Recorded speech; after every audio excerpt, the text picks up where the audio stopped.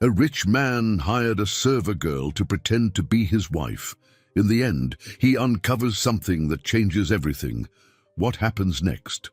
Hello, viewer. Thanks for joining us.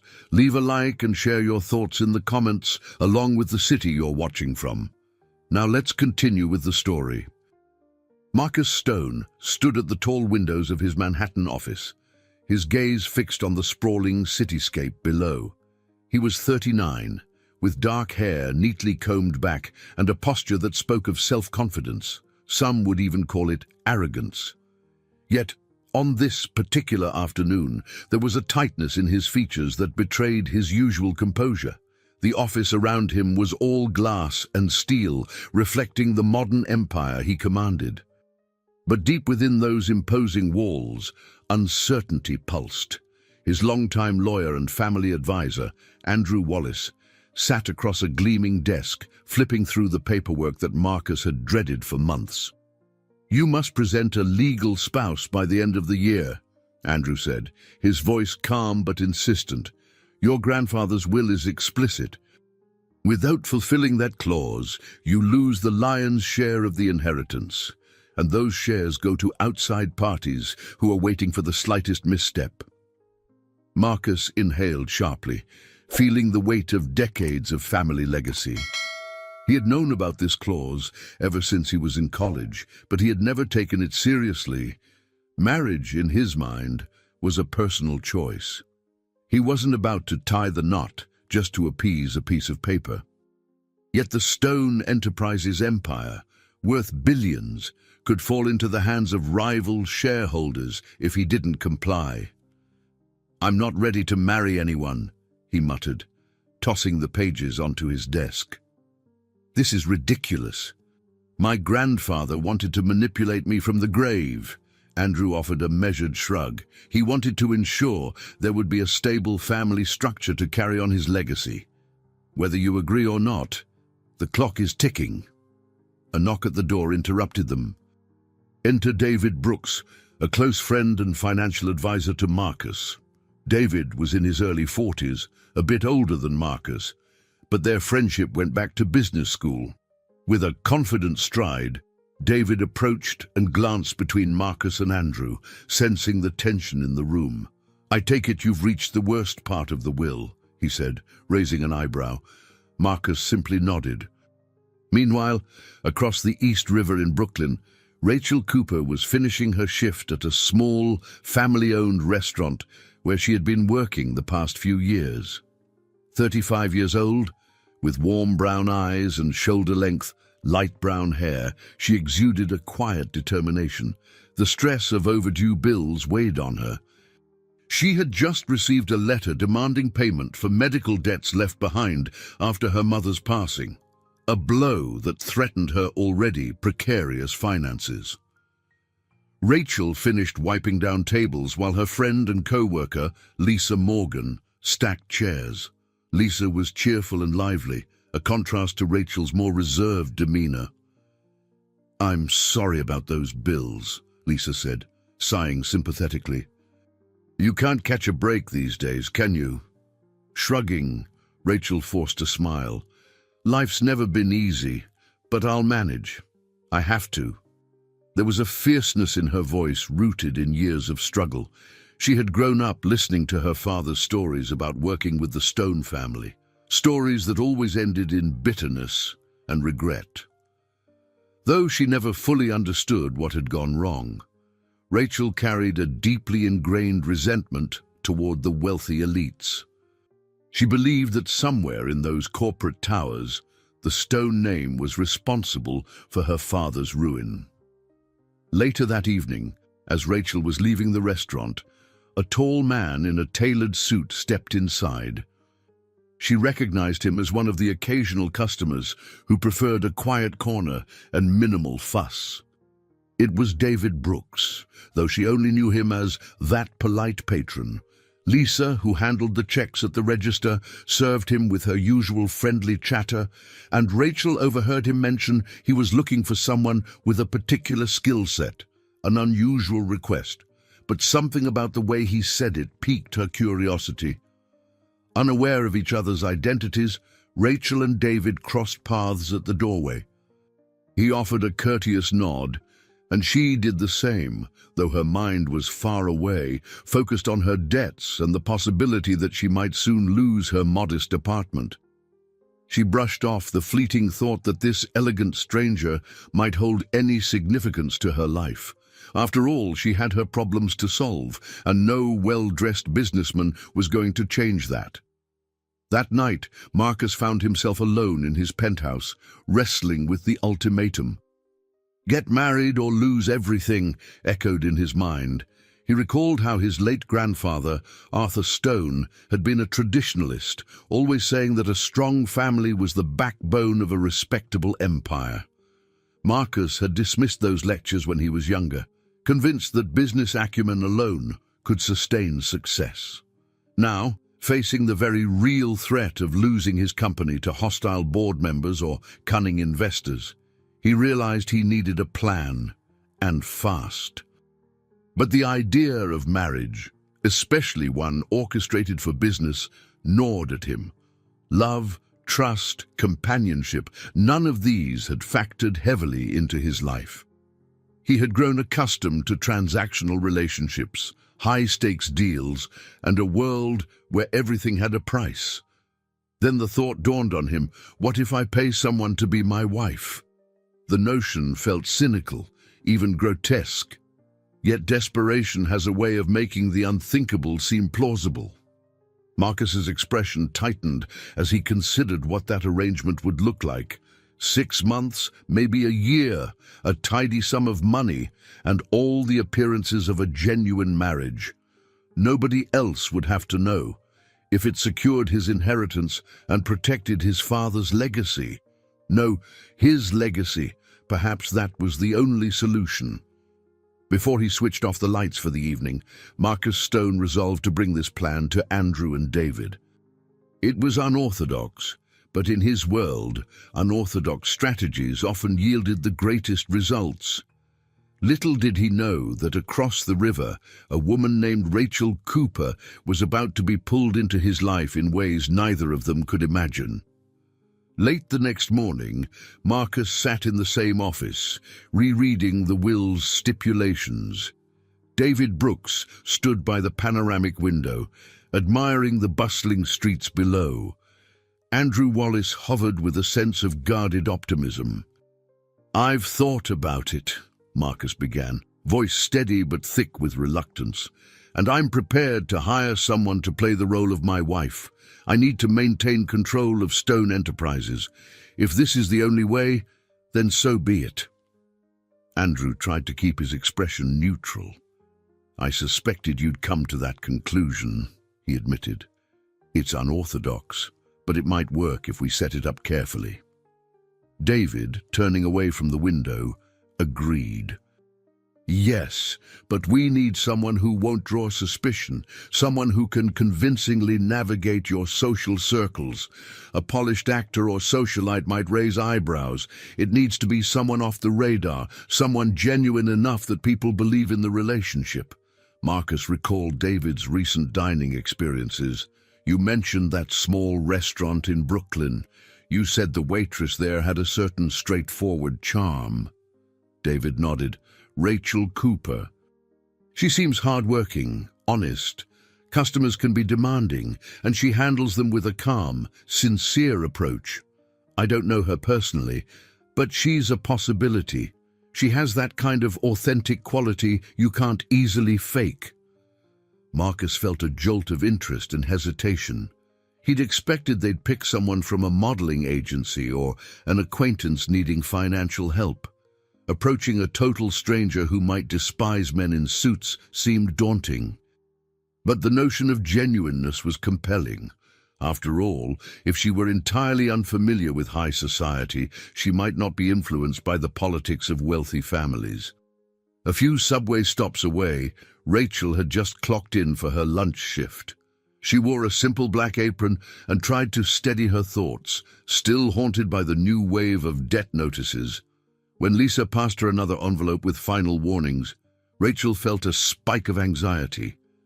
"I can't believe they're charging interest on top of everything else," she muttered, scanning the bold letters. Lisa frowned sympathetically. Medical debts can be vicious. Are you going to see if you qualify for any payment plan? Rachel let out a weary sigh. I've tried. I might have to pick up a second job. There's no easy fix. Just then, David Brooks entered, scanning the dining area for a table. Spotting Rachel, he gave a polite smile and waited until she was free. She remembered him from the night before but didn't know his name. He looked more serious this time, as though he'd come on official business. When she approached, he introduced himself. Hello, Ms. Cooper, I'm David Brooks. I'd like to speak to you about a unique opportunity, if you have a moment. His direct manner caught her off guard. She guided him to a quieter corner by a large window. I'm not sure what this is about, Mr. Brooks, but I'm listening. He steepled his fingers, looking intently at her. I'm a financial advisor to Marcus Stone, CEO of Stone Enterprises. We have a proposition for you, one that might help with those bills I've seen you receive. Her eyes narrowed with suspicion. I'm not looking for charity, if that's what you're offering. And if this is some kind of pyramid scheme... David gave a short laugh. I assure you, it's nothing like that. I won't beat around the bush. Mr. Stone needs to fulfill a marital requirement to secure his inheritance. He is looking for someone who would be willing to enter a temporary, mutually beneficial arrangement. Rachel stared at him, words failing to form. The proposal sounded surreal, like something out of a tabloid scandal. You're saying he wants to pay me to pretend to be his wife. I know it sounds strange, David admitted softly, but it would be a 6-month arrangement with a sizable financial compensation. It could clear any debts you have, and then some. For a moment, she was speechless. Memories of her father's humiliations at the hands of powerful corporations flooded her mind. Her father once told her that the Stone family was ruthless in business. Now here was a man from that very empire, offering a deal that seemed too good to be true. She managed to keep her composure. This feels wrong. Why me? Why not someone from his social circle? David's gaze softened. Marcus specifically wants someone genuine, outside his usual environment, someone who won't exploit the situation for personal gain or blackmail. From what I've observed, you're an honest person dealing with tough circumstances. Her cheeks flushed. She glanced around to make sure no one was overhearing their conversation. I can't just say yes on the spot. Of course not, David agreed. Take your time, but not too long. The deadline for his inheritance is approaching. If you're interested, let me know by tomorrow. As David left, Rachel remained seated, her heart pounding. Her rational side screamed that this was absurd and unethical. Yet a distant voice in her head whispered that this might be the lifeline she so desperately needed. She'd grown up resenting the Stone name, but now she had a chance to leverage their power for her own relief. Swallowing hard, Rachel glanced at the notices in her apron pocket. She had a choice to make, one that would shape the next phase of her life. Whatever she decided, there would be no going back. Rachel's modest studio apartment in Brooklyn was cluttered with overdue bills, old photo frames of her parents, and the constant hum of traffic outside the thin walls. She paced back and forth that evening, replaying David Brooks's words. If she took the offer, she could erase her crippling debts, but the idea of associating with a Stone, especially in a sham marriage, set her stomach on edge. She sank onto the worn-out couch, picking up a small wooden box from the coffee table. Inside were a few keepsakes, a faded photograph of her father, Robert Cooper, proudly standing beside a sign that read, Stone and Cooper, Inc., a partnership that dissolved under mysterious circumstances. Rachel remembered her father's quiet bitterness, how he never forgave the Stone family for what he called financial betrayal. He refused to go into detail, but the word stone always drew a haunted look in his eyes. "Dad," she whispered to the empty room, "would you want me to do this, or would you be horrified I'm making a deal with the devil?" Her voice cracked. The weight of her mother's medical debts, her father's memory, and her own pride pulled her in opposite directions. The next morning, Lisa dropped by unexpectedly, armed with coffee and a hopeful smile. "I figured you might need company," she said, handing Rachel a paper cup. "You seemed off yesterday after that man came by." Rachel explained the situation in hushed tones, mindful that the walls were thin. Lisa's eyes widened. "He wants you to marry Marcus Stone, pretend it's real, and you get $1 million. Rachel nodded, her pulse quickening just from saying it out loud. "It sounds insane, right?" Lisa hesitated, chewing her lip. "Well, it's definitely unorthodox, but Rach, you've been behind on rent for months, and these hospital bills aren't going anywhere. Maybe, just maybe, you could consider it. The money alone could change your life." Rachel stared at her friend, both appalled and strangely comforted by Lisa's practicality. "And if it's a total fiasco? What if the media finds out it's fake? Or what if Marcus Stone is a monster?" Lisa shrugged, though her eyes held concern. "It's a risk, but from what you've said, you'd have a contract. You'd be protected, financially at least." She placed a gentle hand on Rachel's arm. "Just promise me you'll be careful." Meanwhile, in Marcus's penthouse, the atmosphere was similarly tense. He paced his living room, a space with floor-to-ceiling windows that overlooked the city. Andrew Wallace had dropped by to finalize details of the arrangement. "Any word from Ms. Cooper?" Andrew asked, scanning his phone for messages. Marcus exhaled, rubbing the bridge of his nose. "Not yet." He tried to mask the flicker of anxiety. He was used to controlling every element of his life, negotiations, acquisitions, corporate decisions, but this felt different. This was personal, even if it was a business transaction. "Perhaps she's considering other options," Andrew remarked gently. "Or she's decided it's morally bankrupt," Marcus muttered. He walked over to a framed portrait of his grandfather, Arthur Stone, a stern figure with a classic suit and piercing eyes. Marcus felt his chest tighten with resentment. The old man's final wish had forced him into this corner, and he couldn't help but wonder if it was one last test of loyalty or character. Several hours later, David Brooks appeared at the restaurant in Brooklyn, hoping to catch Rachel at the end of her shift. She took him aside once the last customers left. "I've thought about your proposal," she began, voice trembling slightly. "It goes against everything I believe in. But I can't deny the help it would provide." David nodded, relief washing over his features. "I understand. We know how difficult this must be for you. Marcus is prepared to meet you in person to discuss terms, if you're willing." A pang of nerves shot through her. Meeting him made it all real. "Fine," she said after a long pause, "but I won't be pushed around. If this arrangement is going to happen, I have a few conditions of my own." David gave a small, almost respectful smile. "I wouldn't expect anything less." That night, as Rachel walked home under the flickering streetlights of Brooklyn, she felt torn between loyalty to her family's memory and the practical reality of her situation. The name Stone had been synonymous with her father's ruin, but this deal might be the only way to save herself from a similar fate.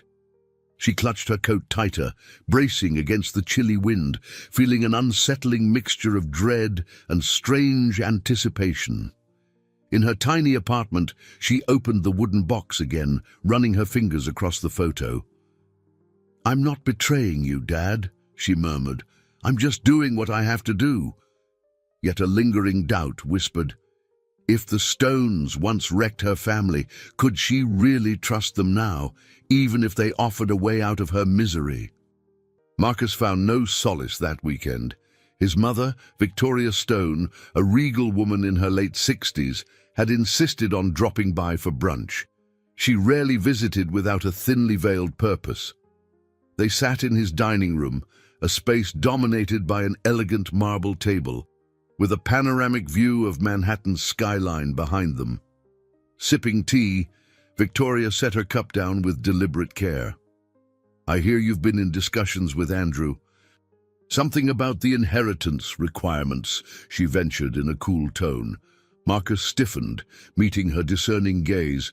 "Yes, grandfather's stipulation. You're aware of it?" She nodded slowly. "Of course. It was his wish to ensure the Stone lineage remains intact and respectable. You realize the significance of choosing the right partner, don't you?" He forced a tight smile. "I'm well aware. But the arrangement I'm planning, it isn't about love. It's a necessary means to secure the company," Victoria sighed, her poised exterior revealing a hint of disappointment. "If you insist on turning this into a transaction, be prepared for the cost to your reputation. When the business world senses a scandal or a sham marriage, it can be brutal. I do hope you've at least found someone with a shred of decorum." Marcus had no answer to that. The truth was, he barely knew Rachel Cooper aside from David's account. If she agreed, he'd be taking a gamble on her ability to handle scrutiny from acquaintances, employees, and possibly the media. A few miles away, in a snug legal office that Thomas Green, an up-and-coming lawyer, rented in Midtown, Rachel sat with him, going over a quick consultation. She'd asked Lisa for a reference to ensure she had some legal advice before finalizing anything. Thomas was in his late 30s, with an earnest demeanor and a passion for justice. "I've never encountered such an arrangement personally," he admitted, scanning the bullet points she'd scribbled down. "But it's not illegal so long as both parties understand the contract and no fraud is intended beyond the personal arrangement. However, you should clarify any obligations, financial, social, or otherwise, before signing." Rachel bit her lip, tapping her foot anxiously on the floor. "I know it's bizarre, but the money, it could solve so many problems. And I'm desperate." Thomas studied her with kind eyes. "Desperation can cloud judgment, Rachel. Make sure you're comfortable with the terms, especially if you think there might be an emotional toll." She swallowed, recalling the photograph of her father and the Stone and Cooper sign. "Believe me, I have reservations. The Stone family, well, let's just say there's history. But maybe this is my chance to set some things right." Later that afternoon, Rachel arrived at a discreet cafe in the Upper East Side, where David had arranged a private meeting with Marcus. She wore her best outfit, a simple navy dress that clung modestly to her figure, and tried to steady her nerves. Marcus stood by a corner table, glancing at his watch. When he looked up, Rachel's first impression was his aura of command. He was tall, confident, with a businesslike nod of acknowledgement. She approached, feeling like every eye in the cafe was on her. He offered a polite but distant greeting. "Miss Cooper, thank you for agreeing to meet." She took a seat across from him, her posture stiff. "I'm here because I have questions, and because this idea of yours—" "David's idea," he corrected quickly, though a faint smirk suggested he'd considered it too. "But yes, I suppose it's mine to fulfill." She studied him, trying to reconcile the face of a handsome executive with the stories of corruption and greed she'd grown up hearing. "I'm not going to lie. I'm uneasy about this. And you should know my father once had dealings with Stone Enterprises. Things ended badly for him." Marcus visibly tensed, yet maintained composure. "I'm not aware of your father's case. Our company has had many partnerships over the decades. But I can assure you, my father, Henry Stone, handled matters differently than I would." Raising an eyebrow, Rachel pressed on. "So you're saying you're not like him?" He exhaled slowly. "I'm my own person."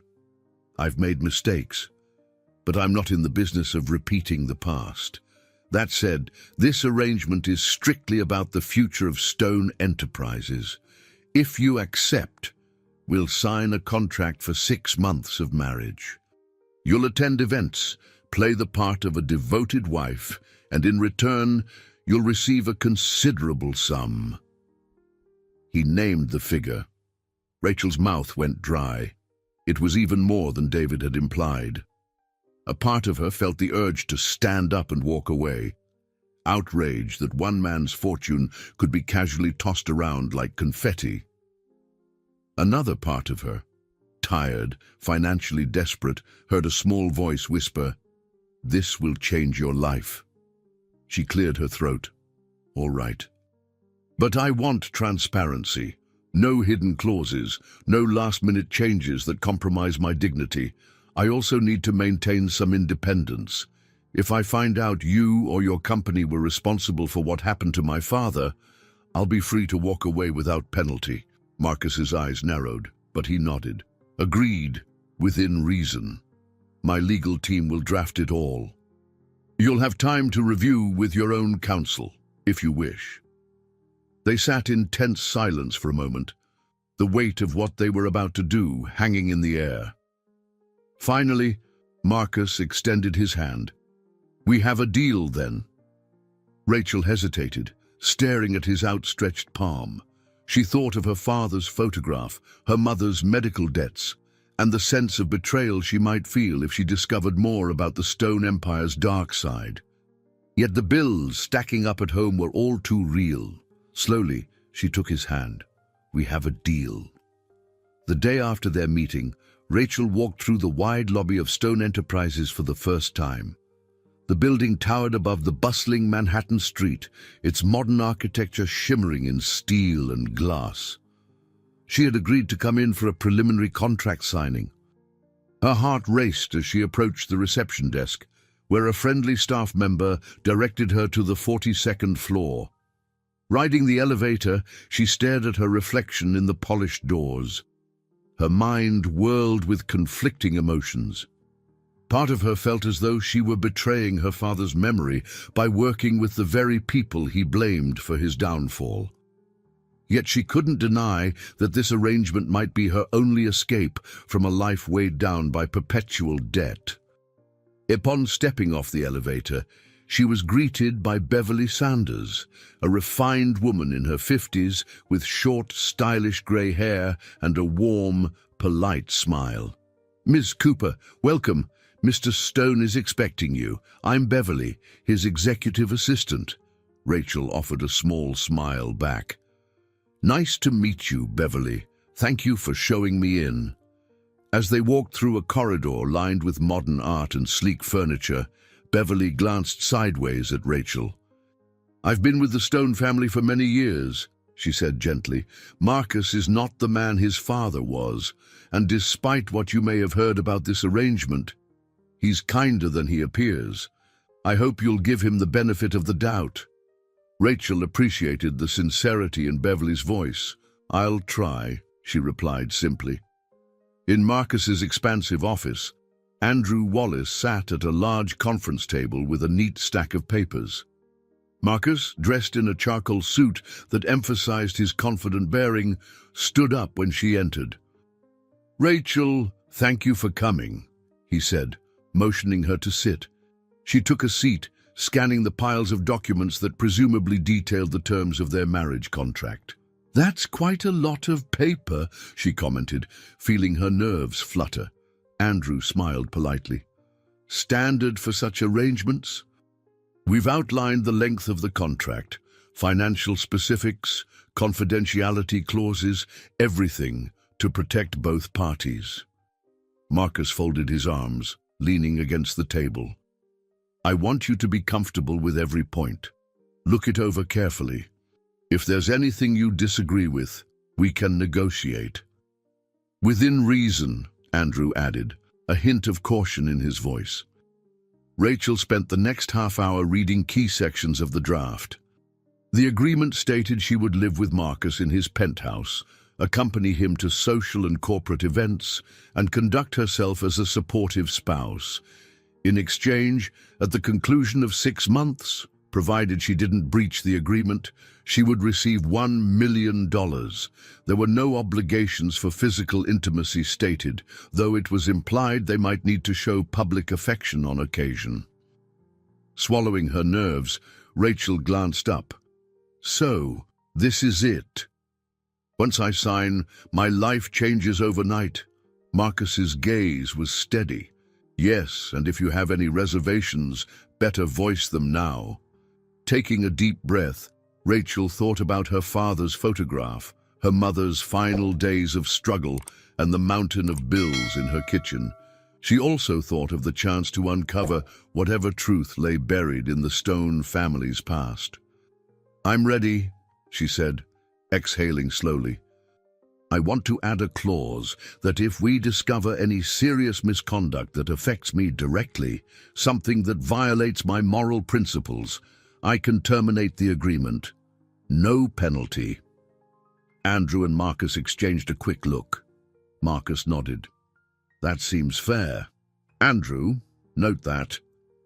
Andrew jotted a few lines, then passed the pages to Rachel for her signature.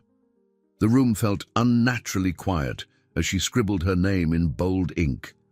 She could almost hear her father's voice in her head, warning her about the Stones, cautioning her that their world was built on deception. But in that moment, she forced herself to believe that she was forging her own path. With the final signature, Marcus released a breath he hadn't realized he was holding. "Thank you," he murmured. "I know this can't be easy for you." Beverly returned, offering Rachel a grateful smile. "I'll be helping you adjust, making sure you have everything you need."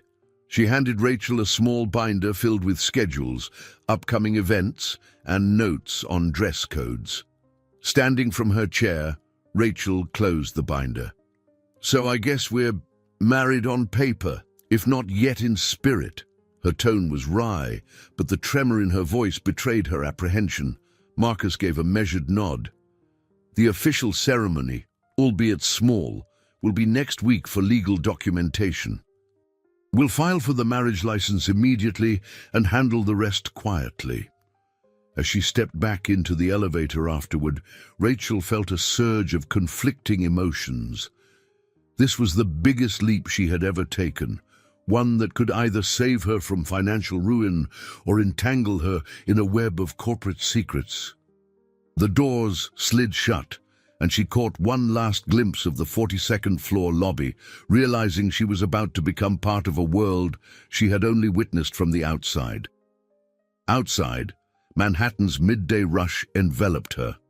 Cars honked, pedestrians hurried by, and towering buildings cast long shadows across the sidewalks. Rachel gripped the binder, bracing herself for the next phase.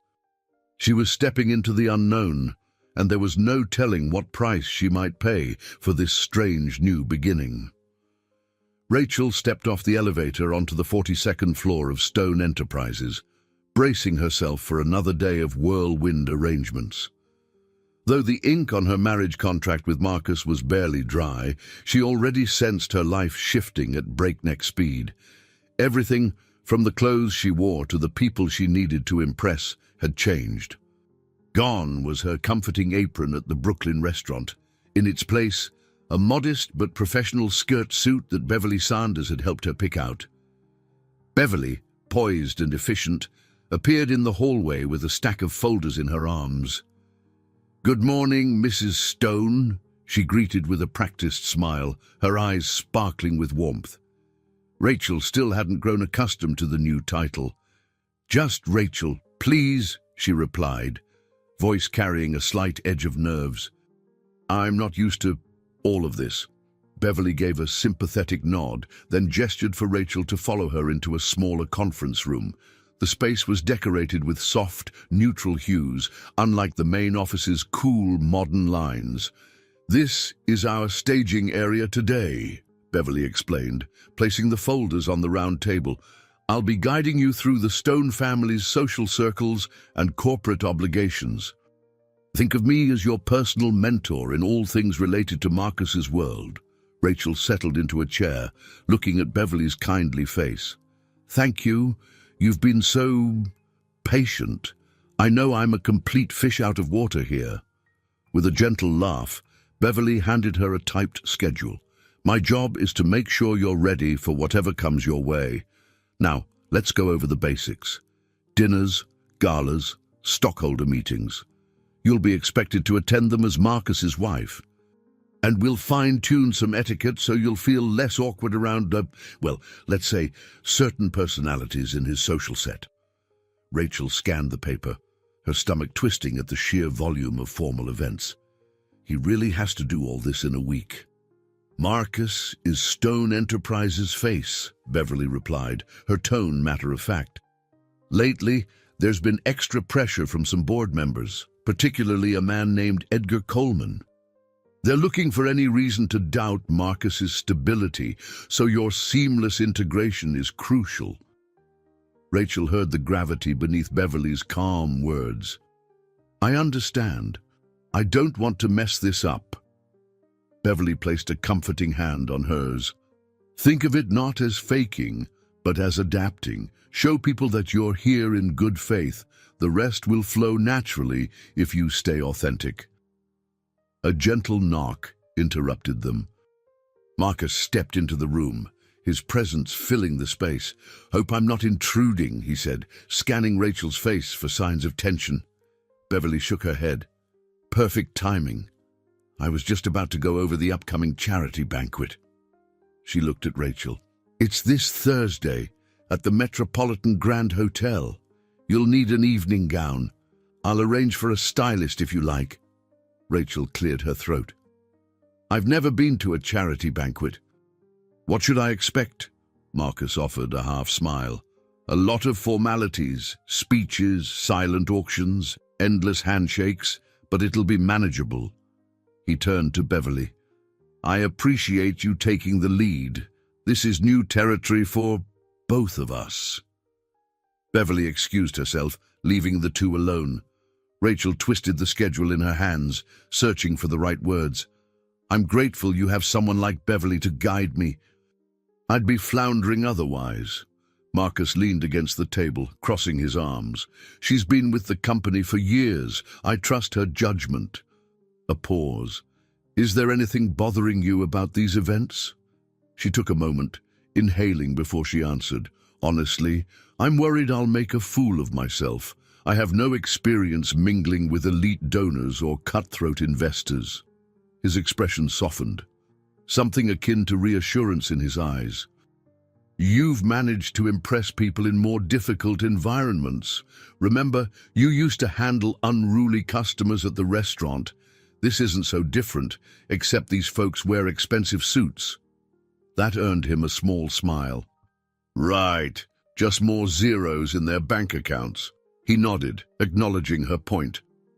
For a moment, the tension lifted, and they simply stood there, aware that their partnership was a balancing act between personal boundaries and public appearances. As Rachel gathered her belongings, Marcus cleared his throat. Rachel, if there's anything you need, anything that'll make you feel more at ease, let me know.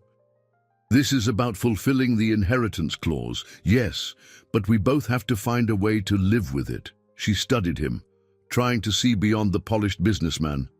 I will, she said softly. Thank you. They left the conference room together, walking down the corridor where staff members offered polite smiles. For the first time, Rachel sensed a subtle shift. She wasn't just Rachel Cooper, the waitress from Brooklyn. In the eyes of these people, she was Mrs. Stone, walking side by side with the company's CEO, yet in her heart she remained cautious. The Stone name still carried the weight of her father's past misfortunes. Beverly might be her mentor, but Rachel knew she would also need her own inner compass to navigate the complexities ahead. After all, she had a purpose here beyond simply playing a role. She was determined to find out how her family had once been entangled in Stone Enterprises' history. And perhaps In doing so, she might finally lay old ghosts to rest. The first step toward her new life came sooner than Rachel anticipated. Marcus insisted she pack her essentials and move into his penthouse by the end of the week. He cited practicality. After all, a married couple would be expected to live together.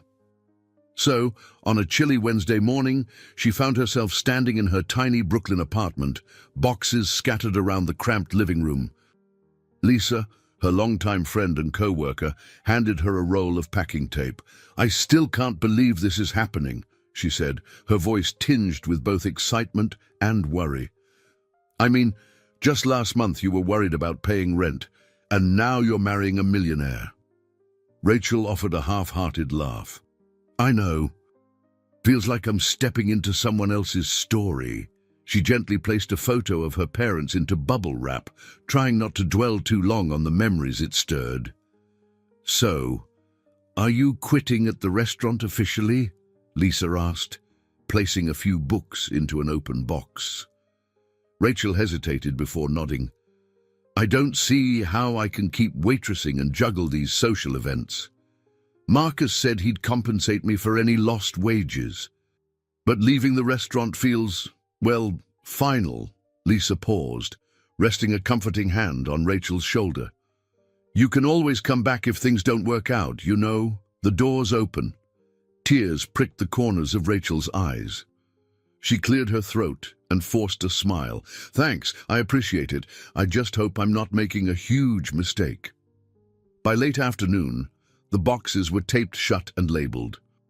A sleek, black SUV arrived, courtesy of Marcus, to transport her belongings. Rachel stood in the doorway, taking one last, lingering look at the only home she could afford on her own, until now. Memories of struggling with late-night shifts and worrying about overdue bills pulsed through her mind. This apartment, as humble as it was, represented her independence. Leaving it felt like stepping off a cliff without a safety net. The driver helped Lisa load the boxes, while Rachel carried a small duffel bag containing her most treasured items: a few framed photographs, a wooden box of keepsakes, and a journal she had kept since her teenage years. Her heart pounded as she slid into the back seat of the SUV, Lisa standing on the curb, waving goodbye. Their eyes met through the tinted window, and Rachel mouthed, "Thank you." Lisa waved back with an encouraging smile. Then the vehicle pulled away, leaving her old life behind. An hour later, Rachel arrived at Marcus's penthouse on the Upper East Side. The building soared high into the sky, each window reflecting the glimmer of city lights. As she entered the marble-floored lobby, the doorman greeted her with a friendly nod. "Good evening, Mrs. Stone."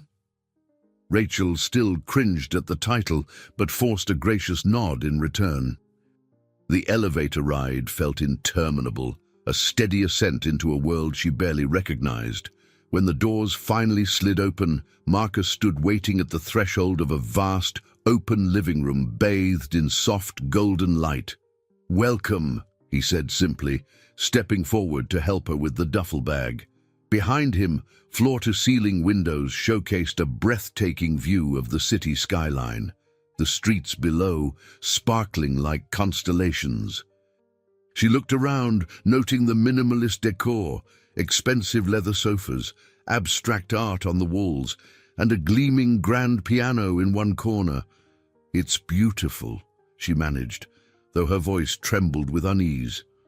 "I've had Beverly set up a room for your belongings," he explained, gesturing down a hall. "You can decorate it however you like. It's your space as much as mine now." Grateful for the privacy, Rachel followed him. The guest bedroom, her bedroom, she realized, was equally luxurious, with plush carpeting and large windows. Yet the emptiness of the space, devoid of personal touches, made it feel like a hotel suite. She set her duffel bag on the bed, her fingers tracing the edge of a picture frame she'd placed inside. Marcus lingered by the doorway, clearing his throat. "I know this is a big change. If you need anything, just say so." Rachel swallowed hard. "I appreciate that." He gave her a brief, understanding nod before retreating. Once alone, Rachel took a moment to steady her breathing. She walked over to the window, staring at the city lights twinkling far below, the Brooklyn skyline just visible in the distance. It hit her that she was truly leaving that part of her life behind, a part defined by struggle but also by her own sense of control. Now, she was stepping into an alliance with Marcus Stone. She wondered if this place would ever feel like a real home to her, or would it forever remain a gilded cage, reminding her of the compromise she'd made. For now, she forced herself to think practically. She would unpack, settle in, and learn to navigate the demands of this privileged new world. As she glanced once more at her reflection in the window, she silently promised herself, "I'll remember who I am. No matter how fancy this place is, I won't lose myself here." 2 days later, Rachel stood in front of a gilt-framed mirror in a private dressing suite at an upscale boutique.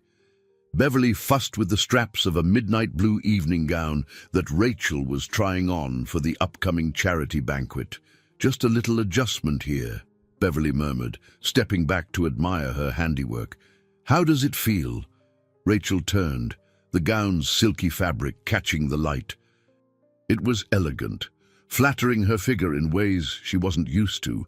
The hem grazed the floor, and the sweetheart neckline added a touch of sophistication without being overly revealing. "It's lovely," she admitted, though a note of apprehension crept into her voice. "I've never worn anything this expensive. I'm afraid of spilling something on it." Beverly laughed softly, handing her a pair of matching heels. "Don't worry, I'll keep an eye out for any rogue drinks." "You'll do great." Just then, Marcus appeared in the doorway, careful not to intrude too much. He paused, observing Rachel in the mirror. "That color suits you," he remarked, his gaze appraising but not unkind. She blushed, more from the unfamiliar situation than the compliment. "Thank you, I just hope I don't trip and make a scene." He shrugged, offering a faint smile. "If you do, at least it'll be memorable." Beverly gave them both a knowing look. "All right, you two, you'll be heading to the hotel together. Remember, the press may be there. This is your first official public appearance as a married couple." Rachel's stomach churned. The ceremony at City Hall had been quiet, almost secret. They'd married in front of a curt official, with only David Brooks and Beverly as witnesses. Afterward, there'd been no time for celebration, just paperwork and the hush of mutual uncertainty. Now they were about to reveal their marriage to the world. That evening, Marcus and Rachel arrived at the Metropolitan Grand Hotel in a sleek black limousine. Lights flashed as photographers snapped pictures of arriving guests, mostly business magnates, celebrities, and philanthropic figures. The doorman opened the car door, and Marcus stepped out, extending a hand to Rachel. She took it, heart pounding, and emerged in the midnight blue gown. The cameras immediately shifted their focus. Voices clamored for Marcus's attention. "Mr. Stone, who's your beautiful companion?" "Is this your wife? When did you get married?" Marcus, unflappable as ever, gave a gracious nod. "This is Rachel Stone," he said, guiding her through the press line. "We were recently married. Now, if you'll excuse us, we're here to support tonight's charitable cause." The reporters persisted, but hotel security shepherded them inside. Rachel could breathe again, although her pulse raced. She glanced at Marcus in gratitude. He responded with a small tilt of his head, acknowledging that first public test had gone smoothly. Inside, the ballroom shimmered with crystal chandeliers and gold-trimmed columns. Tables draped in white linen surrounded a central stage where a string quartet played softly. Guests in refined attire mingled over champagne, discussing business deals and philanthropic efforts. Rachel felt a wave of self-consciousness. She wasn't used to mingling in these circles. Marcus pressed a hand gently to her back. "Stay close," he said, his voice low but reassuring. "I'll introduce you to some key figures, and then you can mingle at your comfort." They navigated the clusters of people. Many recognized Marcus instantly, offering congratulations on his sudden marriage. Some wore polite smiles, others displayed thinly veiled curiosity, trying to figure out who Rachel was and why they had never heard of her before. An older couple approached, the man extending his hand. "Marcus, good to see you."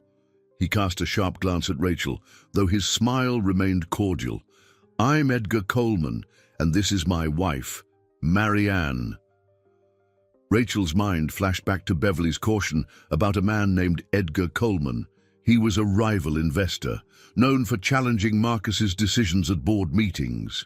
She forced a warm smile. "Pleasure to meet you, Mr. Coleman, Mrs. Coleman." Edgar's gaze lingered on Rachel's face. "So you're the mystery Mrs. Stone." We'd begun to think Marcus might remain a bachelor for life. His tone had an undercurrent of skepticism, but he maintained a superficial politeness. Marcus stepped in smoothly. "Life changes us in unexpected ways, Edgar. Surely you, of all people, understand the importance of personal growth." That elicited a thin laugh from Edgar. "Well, we'll certainly look forward to getting to know your wife better." Turning to Rachel, he added, "I do hope you'll join us for dinner sometime. We can discuss Stone Enterprises." Rachel bristled at his pointed mention of the company, suspecting an ulterior motive. Still, she managed a polite nod, recalling Beverly's advice to remain composed.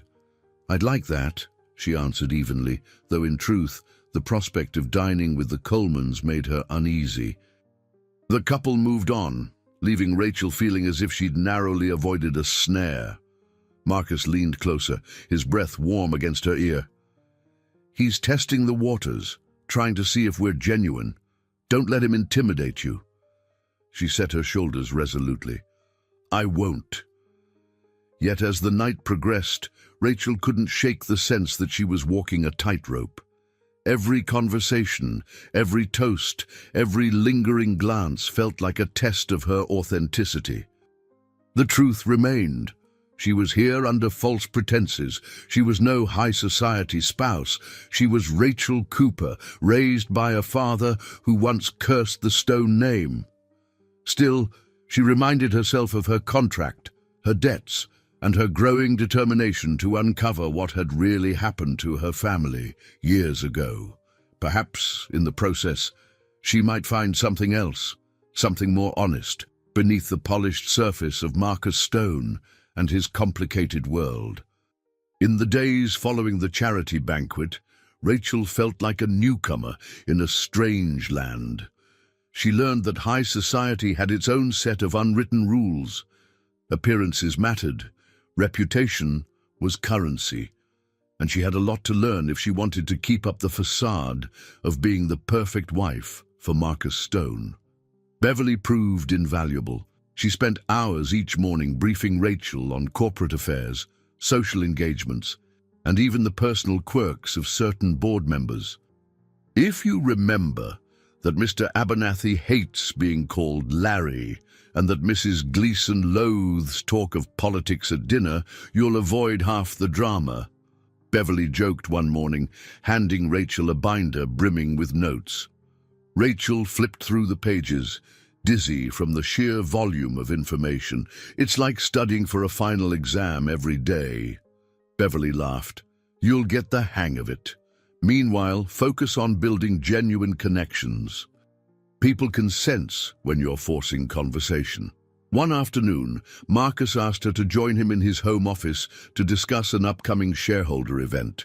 Spread out on his desk were charts of quarterly profits, legal briefs, and a seating chart for a formal dinner. She noticed he looked exhausted, dark circles under his eyes, hair slightly disheveled.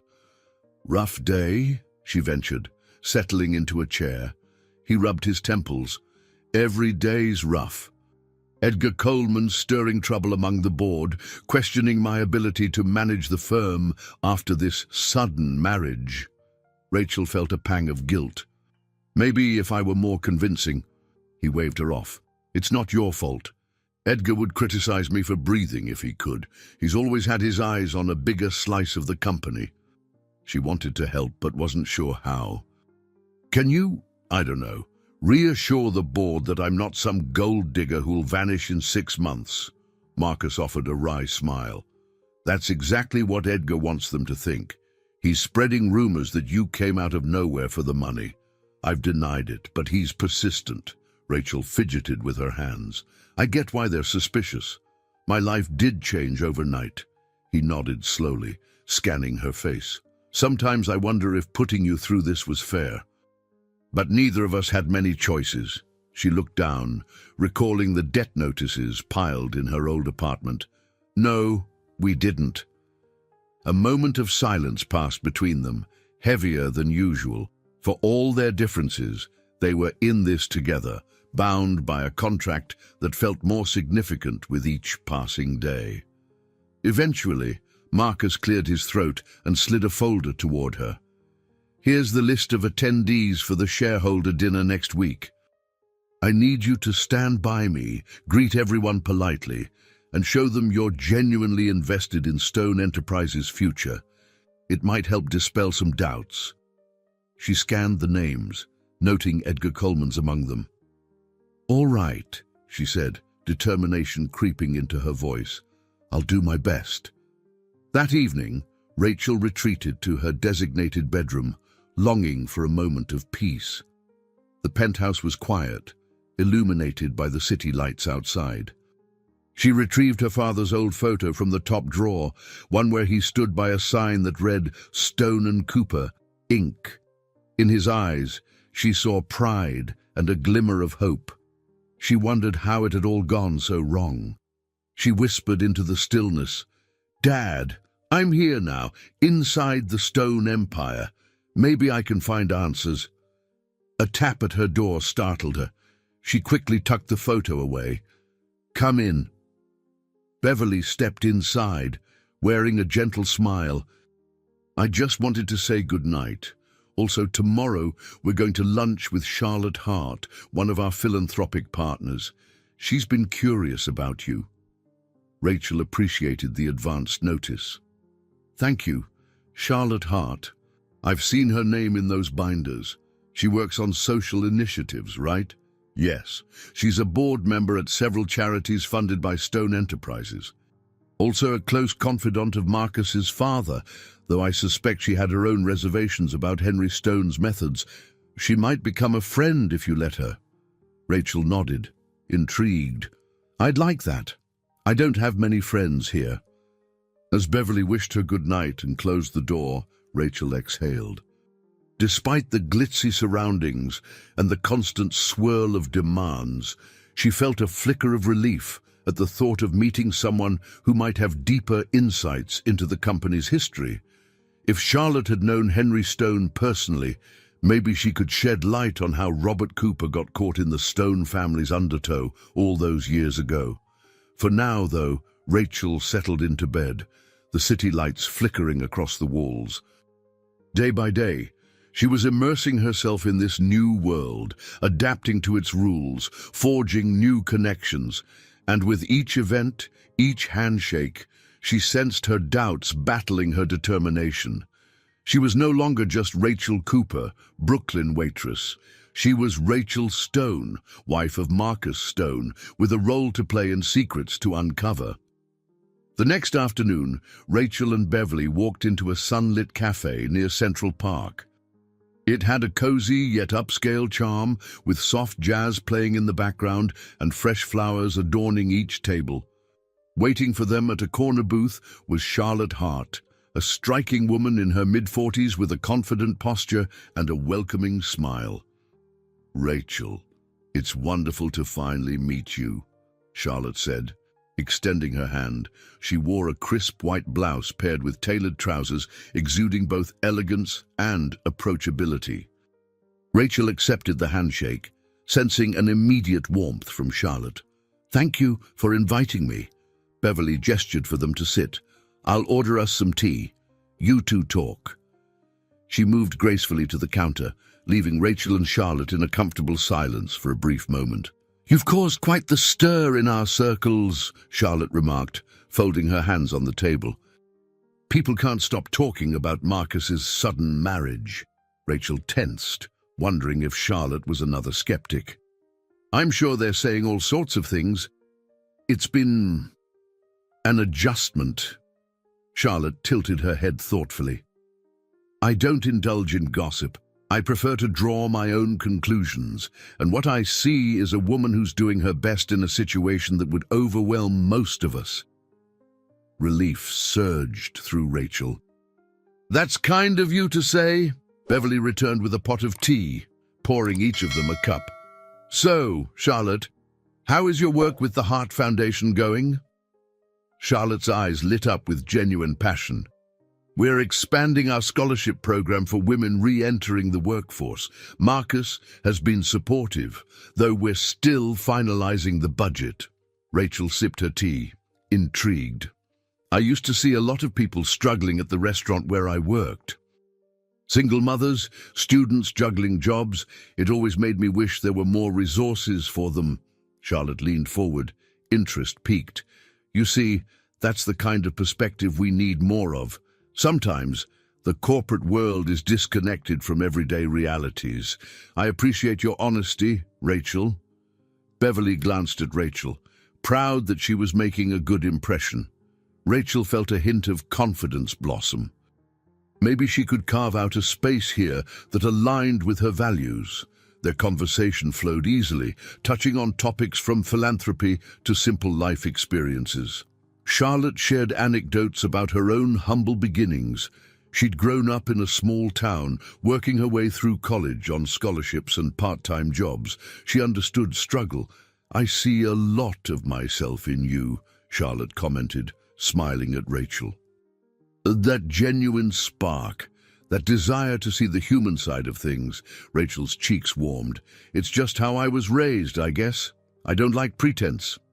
They spent over an hour chatting, the sunlight shifting as the afternoon wore on. Eventually, Charlotte checked her watch. I have a meeting soon, but I'd love for us to continue this conversation. Maybe you and Marcus could attend a charity luncheon I'm hosting next month. Rachel nodded, feeling a sense of belonging she hadn't expected.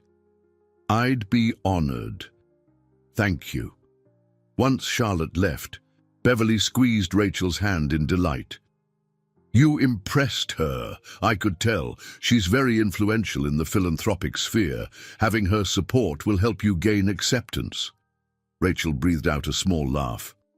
To be honest, I'm just glad to meet someone real. She seems sincere. Beverly led Rachel out of the cafe, stepping onto the busy sidewalk. The city's energy hummed around them. That's the key. Find the people who matter, people with heart. This world can be cold, but it's not without warmth. They walked back toward the penthouse, the afternoon sun casting elongated shadows across the bustling streets. Rachel felt lighter, more hopeful. Meeting Charlotte had shown her that not everyone in Marcus's sphere was a scheming opportunist. As they reached the building, Rachel spotted Thomas Green, the earnest lawyer who'd briefly advised her, exiting a taxi. He looked surprised to see her. Rachel, hi, I was just about to call you. She waved him over. Thomas, everything okay? He hesitated, glancing at Beverly, then lowered his voice. I've been looking into old business records you asked about. Something about your father's involvement with Stone Enterprises. I found references to an early partnership, though the documents are partially redacted. Could we meet privately to discuss this? Rachel's heart clenched. She hadn't forgotten her private mission, though her new life had kept her busy. Yes, absolutely, soon. Beverly arched an eyebrow curiously, but Thomas offered a polite nod and excused himself. Once he was gone, Beverly asked gently, Is there something going on with your family and Stone Enterprises? Rachel swallowed hard, recalling her father's old photograph. Possibly, it's an old matter, but I'd like closure. She forced a reassuring smile. Don't worry, it won't interfere with my role here. Beverly looked unconvinced but said nothing further, merely pressing the elevator button. As they ascended, Rachel felt the city rush by beneath them, and with it, a swirl of possibility and trepidation. She was finding allies in unexpected places, forging connections she never imagined. Yet she also sensed she was only beginning to scratch the surface of a much deeper story, one that involved her father, the Stone Empire, and secrets that might shake her newfound stability. A few evenings later, Stone Enterprises hosted a private cocktail reception in its own skyscraper's penthouse conference hall. The event was meant to be small and exclusive, just board members, high-level executives, and select family friends. Despite its intimate nature, the stakes felt higher than ever for Rachel. Dressed in a tailored black cocktail dress, she circulated among the guests, standing dutifully by Marcus's side whenever he introduced her to someone important. The city lights beyond the floor-to-ceiling windows shimmered like a backdrop of possibility and peril. Halfway through the evening, as Rachel grabbed a glass of sparkling water, she felt a tap on her shoulder. Turning, she found Edgar Coleman, wearing a thin-lipped smile. "Mrs. Stone," he greeted, voice smooth as silk. "You're doing quite well tonight. Everyone seems charmed by you." She took a careful step back, maintaining a polite but guarded stance. "Thank you, Mr. Coleman. I'm still getting used to this environment." He sipped his drink, eyes never leaving her. Such a big change, isn't it? Going from a humble life to, well, all of this. Rachel tried to keep her composure. "Yes, it's different, but I'm learning." Edgar chuckled, as if amused. "I do admire adaptability, and you must know that this marriage raised eyebrows. People wonder about your background, your motives." Rachel's heart thudded. This was no casual conversation. He was fishing for weaknesses. "My motives? I'm simply supporting my husband." He leaned closer, voice low. "Are you really, or do you see an opportunity to better your station?" She caught a whiff of cologne and arrogance. "I'm not sure what you're implying, but I'm exactly who I say I am," she responded, trying to sound confident. Before Edgar could retort, Marcus appeared at Rachel's side. His eyes flicked between them, quickly assessing the tension. "Edgar," Marcus said curtly, "everything all right here?" Edgar offered a disarming smile. "Just getting acquainted with your wife, Marcus. She's quite delightful." Marcus's jaw tightened. "Well, we appreciate your interest, but I believe Mrs. Stone and I should mingle with the others, if you'll excuse us." Placing a firm hand on Rachel's arm, he guided her away. The moment they were out of earshot, Rachel blew out a breath. "He's relentless," Marcus gave a short nod. "He's trying to rattle us, see if there's any crack in our story. Don't let him bully you." She frowned, glimpsing Edgar chatting animatedly with another board member. "I can handle him. I've dealt with worse at the restaurant," she quipped, attempting humor to ease her nerves. Marcus allowed himself a small smile. "I know you can." Then his expression sobered.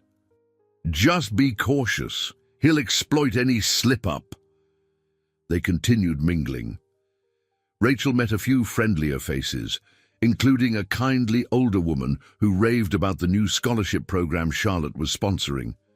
Still, a part of her mind kept drifting back to Edgar's probing questions. Shortly after, Charlotte herself arrived, greeting Rachel with a warm hug. "How are you holding up?" she asked, noticing the tension in Rachel's shoulders. "Better now that you're here," Rachel admitted, drawing relief from Charlotte's easy demeanor. They talked about the scholarship fund, about the progress Charlotte was making in partnership with Stone Enterprises.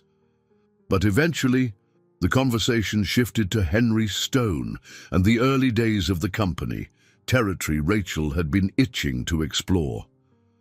Henry was brilliant, but Single-minded, Charlotte said carefully. He believed in expanding aggressively, and not everyone agreed with his methods. Rachel's pulse quickened. Did he ever have smaller partnerships with people who later felt squeezed out?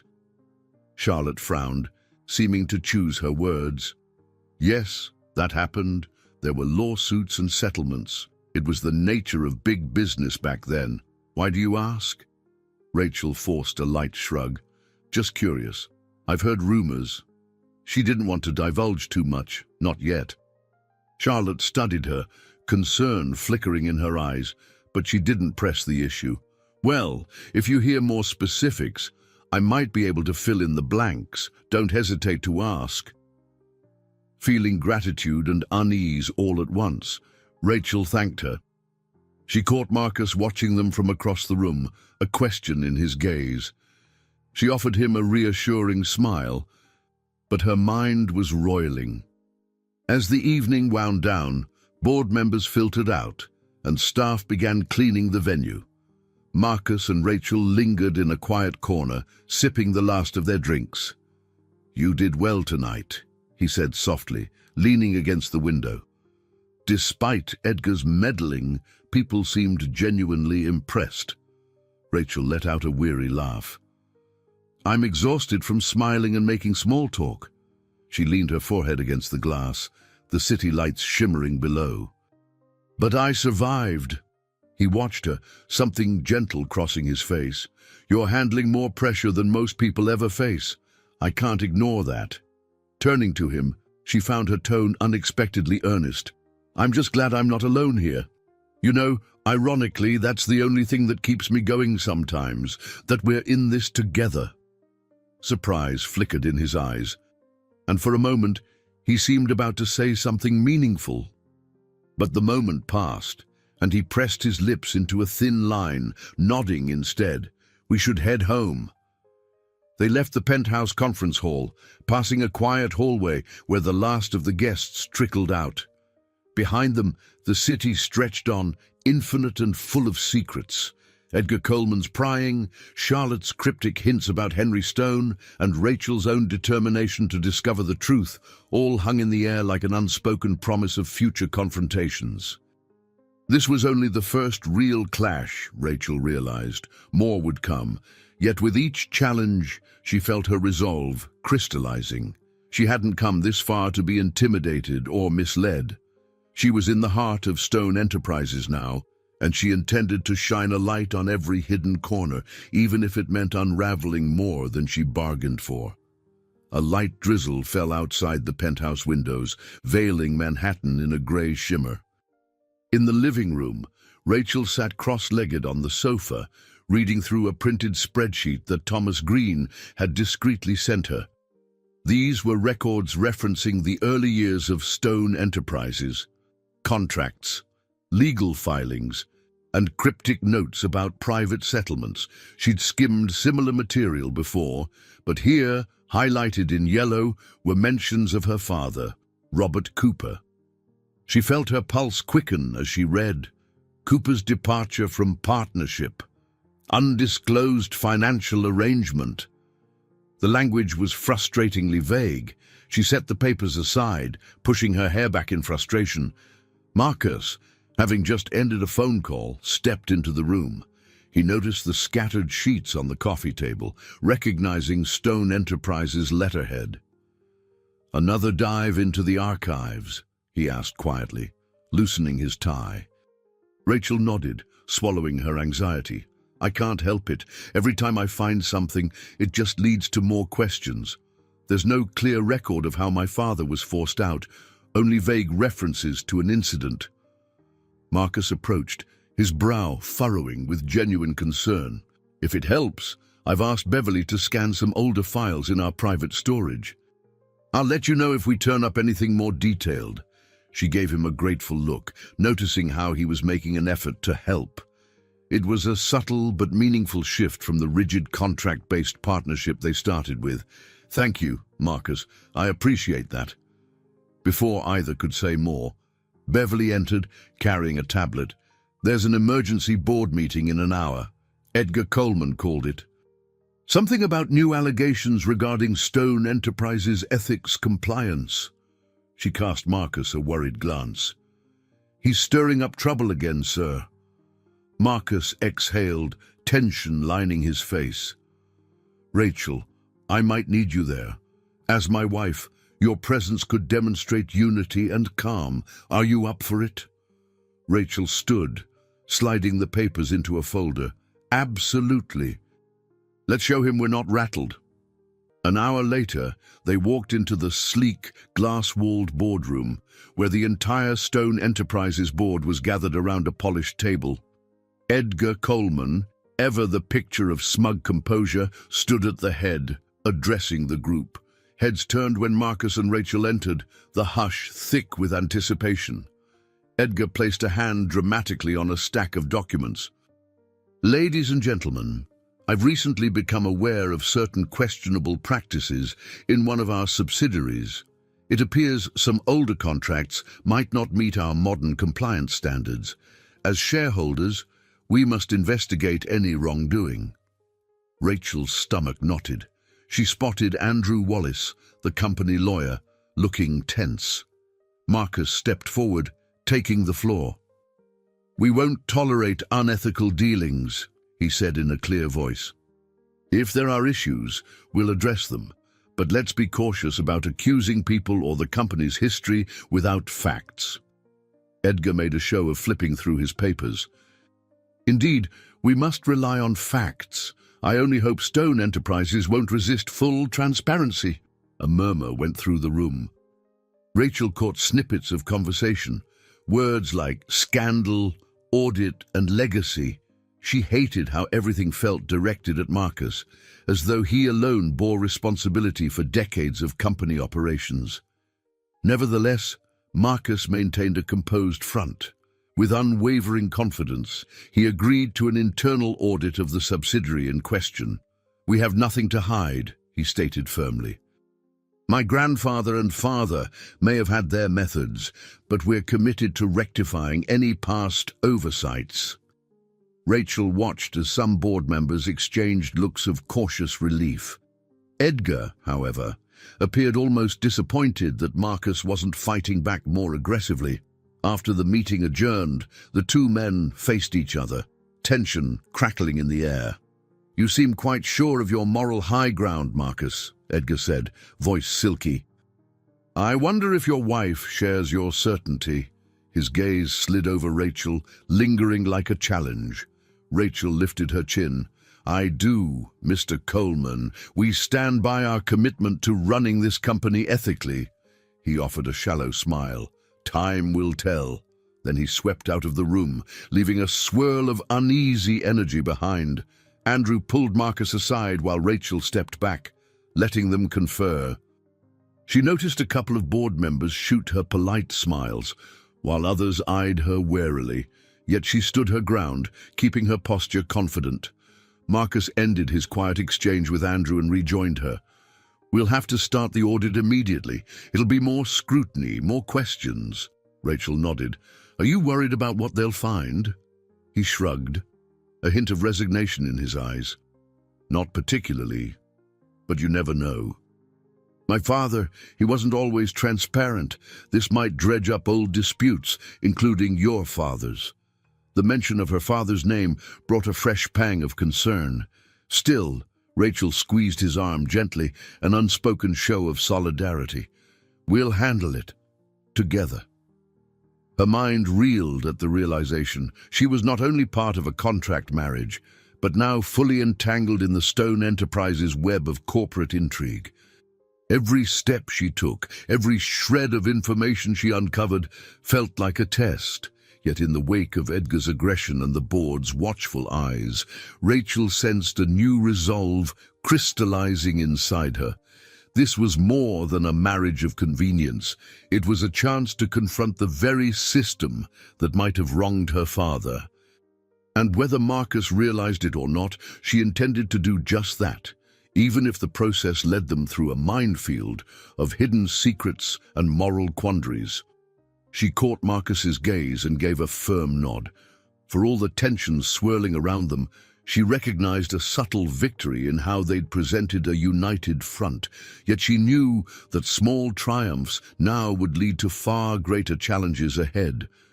The following day, Rachel paced in the penthouse's expansive living room, waiting for a phone call from Thomas Green. He'd promised to share any new leads he discovered about her father's dealings with Stone Enterprises.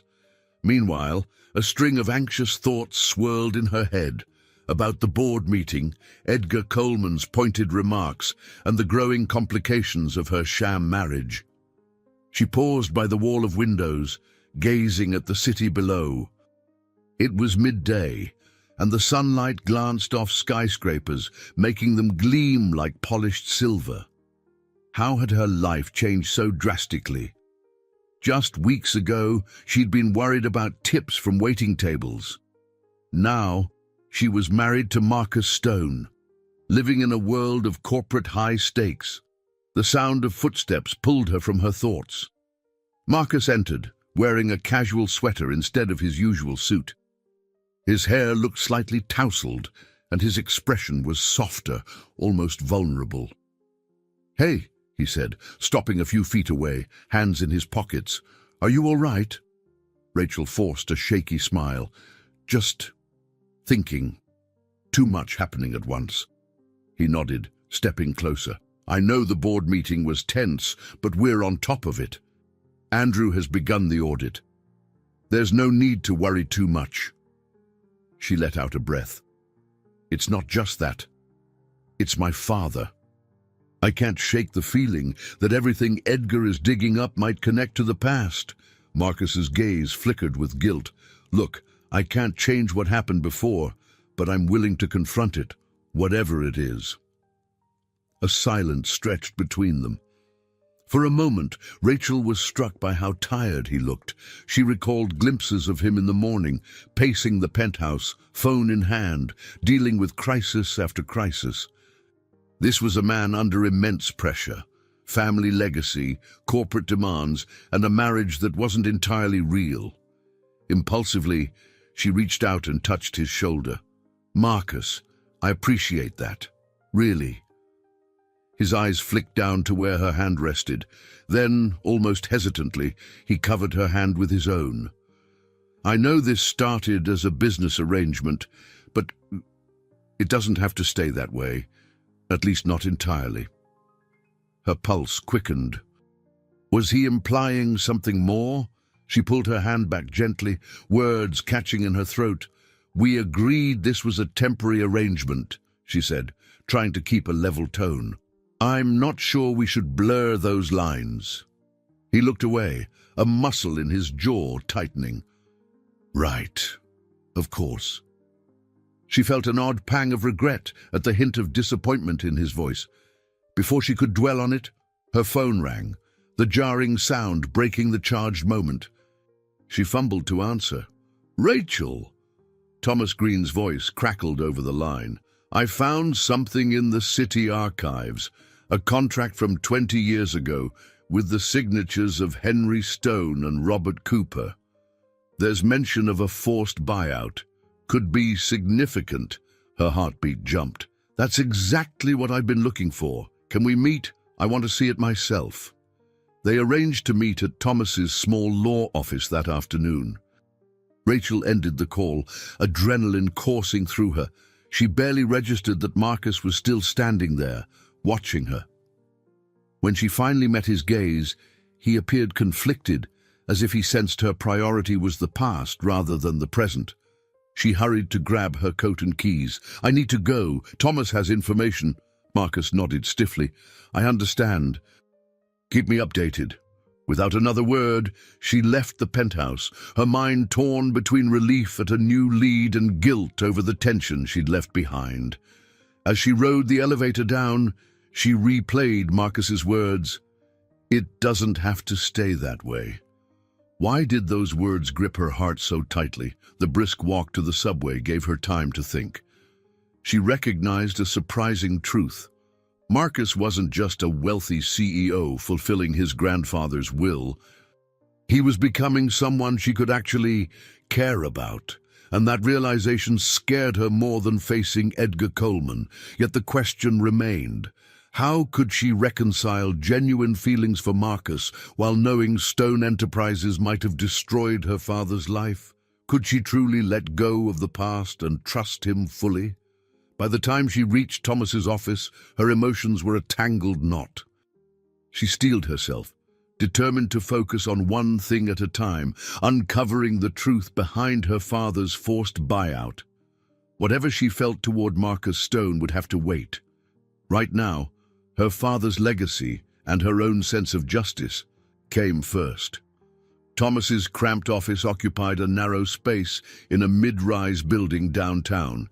Bare-bones furniture and outdated carpeting gave it a humble feel, a stark contrast to the polished marble of Stone Enterprises.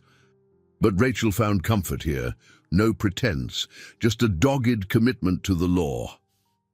Thomas greeted her with a quick handshake and beckoned her toward a small table cluttered with file folders and a laptop. "I managed to pull some records from the public archives," he explained. "It took me days of searching, but this could clarify how your father lost his stake in Stone and Cooper."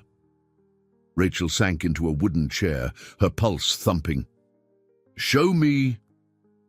Thomas opened a battered folder, revealing photocopies of a contract from 2 decades ago. The font was small, the language dense, yet the signatures at the bottom drew her attention immediately. Henry Stone, in bold strokes, Robert Cooper in a steadier hand. This agreement granted Stone Enterprises majority ownership in a venture that originally belonged to both Stone and Cooper, Thomas explained, pointing at a clause. "It suggests that your father was forced to sell his shares under terms that appear less than fair." Rachel studied the text, bitterness rising in her chest. "The buyout price was peanuts," she muttered, noticing the figures. "It's basically a pittance, considering the venture's real value." Thomas nodded grimly. "There's more. An addendum indicates that if Cooper disputed the terms publicly, he'd face legal action for breach of contract. This is why your father never talked much about it. He might have been legally gagged." A tremor coursed through Rachel. "So he lost everything because Henry Stone strong-armed him." She closed her eyes, recalling her father's face, the disappointment that lingered in his eyes until his final days. "It matches what I suspected." Thomas cleared his throat. "I'm sorry. I know this must be tough to read, but you need to be careful. If you start making accusations now, Stone Enterprises could retaliate. Legally, the statutes of limitations might complicate any lawsuit." Rachel absorbed his words in silence. How ironic that she now lived with the son of the man who orchestrated her father's downfall. Marcus seemed determined to bring ethics and transparency to Stone Enterprises. But did he know about this? Or had Henry Stone hidden it even from his own family? "Thanks, Thomas," she murmured, looking up from the papers. "I appreciate your help, and I promise I won't do anything reckless." "Not yet." He gathered the files. "I'm here if you need me. Just watch your step. Edgar Coleman would love to use this kind of information to torpedo Marcus's reputation if it benefits him." Rachel stiffened at the thought. She'd grown to believe Marcus was different from Henry. And if she handed these documents to Edgar, it could destroy Marcus, Stone Enterprises, and even any hope of restitution for her father. She realized she held a powerful weapon, but also a dangerous one. Leaving Thomas's office, she clutched the photocopies close as if they were precious relics. Outside, the late afternoon sky had darkened with gathering clouds, reflecting her somber mood. She felt the weight of an impossible dilemma. Should she confront Marcus with this proof? Demand he rectify the injustice, or keep it hidden for leverage, fearful of how he might react? Back at the penthouse, she found Marcus in the kitchen, staring at spreadsheets on his tablet. He looked up when she entered, concern flickering over his features. "Everything okay? You look shaken." She hesitated, her mind racing. Thomas found more details about what happened to my father. Marcus's posture tensed. He set the tablet down. "Tell me," Rachel sighed, pulling the folder from her bag. She handed him the photocopies, carefully watching his reaction. As he read, his brow creased, eyes narrowing at certain passages. When he finished, he exhaled sharply. "This is bad. My father must have—" He broke off, shaking his head. "I didn't know, Rachel, I swear." She studied him, trying to gauge the sincerity in his voice. "So you really had no clue? These contracts, they show how your father pressured mine." Marcus rubbed his temples, frustration evident. "I'm not defending him, but he kept a lot of questionable deals under wraps. I was in college back then, focused on my own future. I never saw these documents." Rachel believed him, at least on some level. "So what do we do now? If I reveal this, it could ruin your company's reputation, but part of me wants the truth out." My father deserved better. He gently set the papers on the kitchen island. "I can't change what Henry did, but I can try to set it right. We can explore ways to compensate you, your family, for what happened. Quietly, if that's your preference."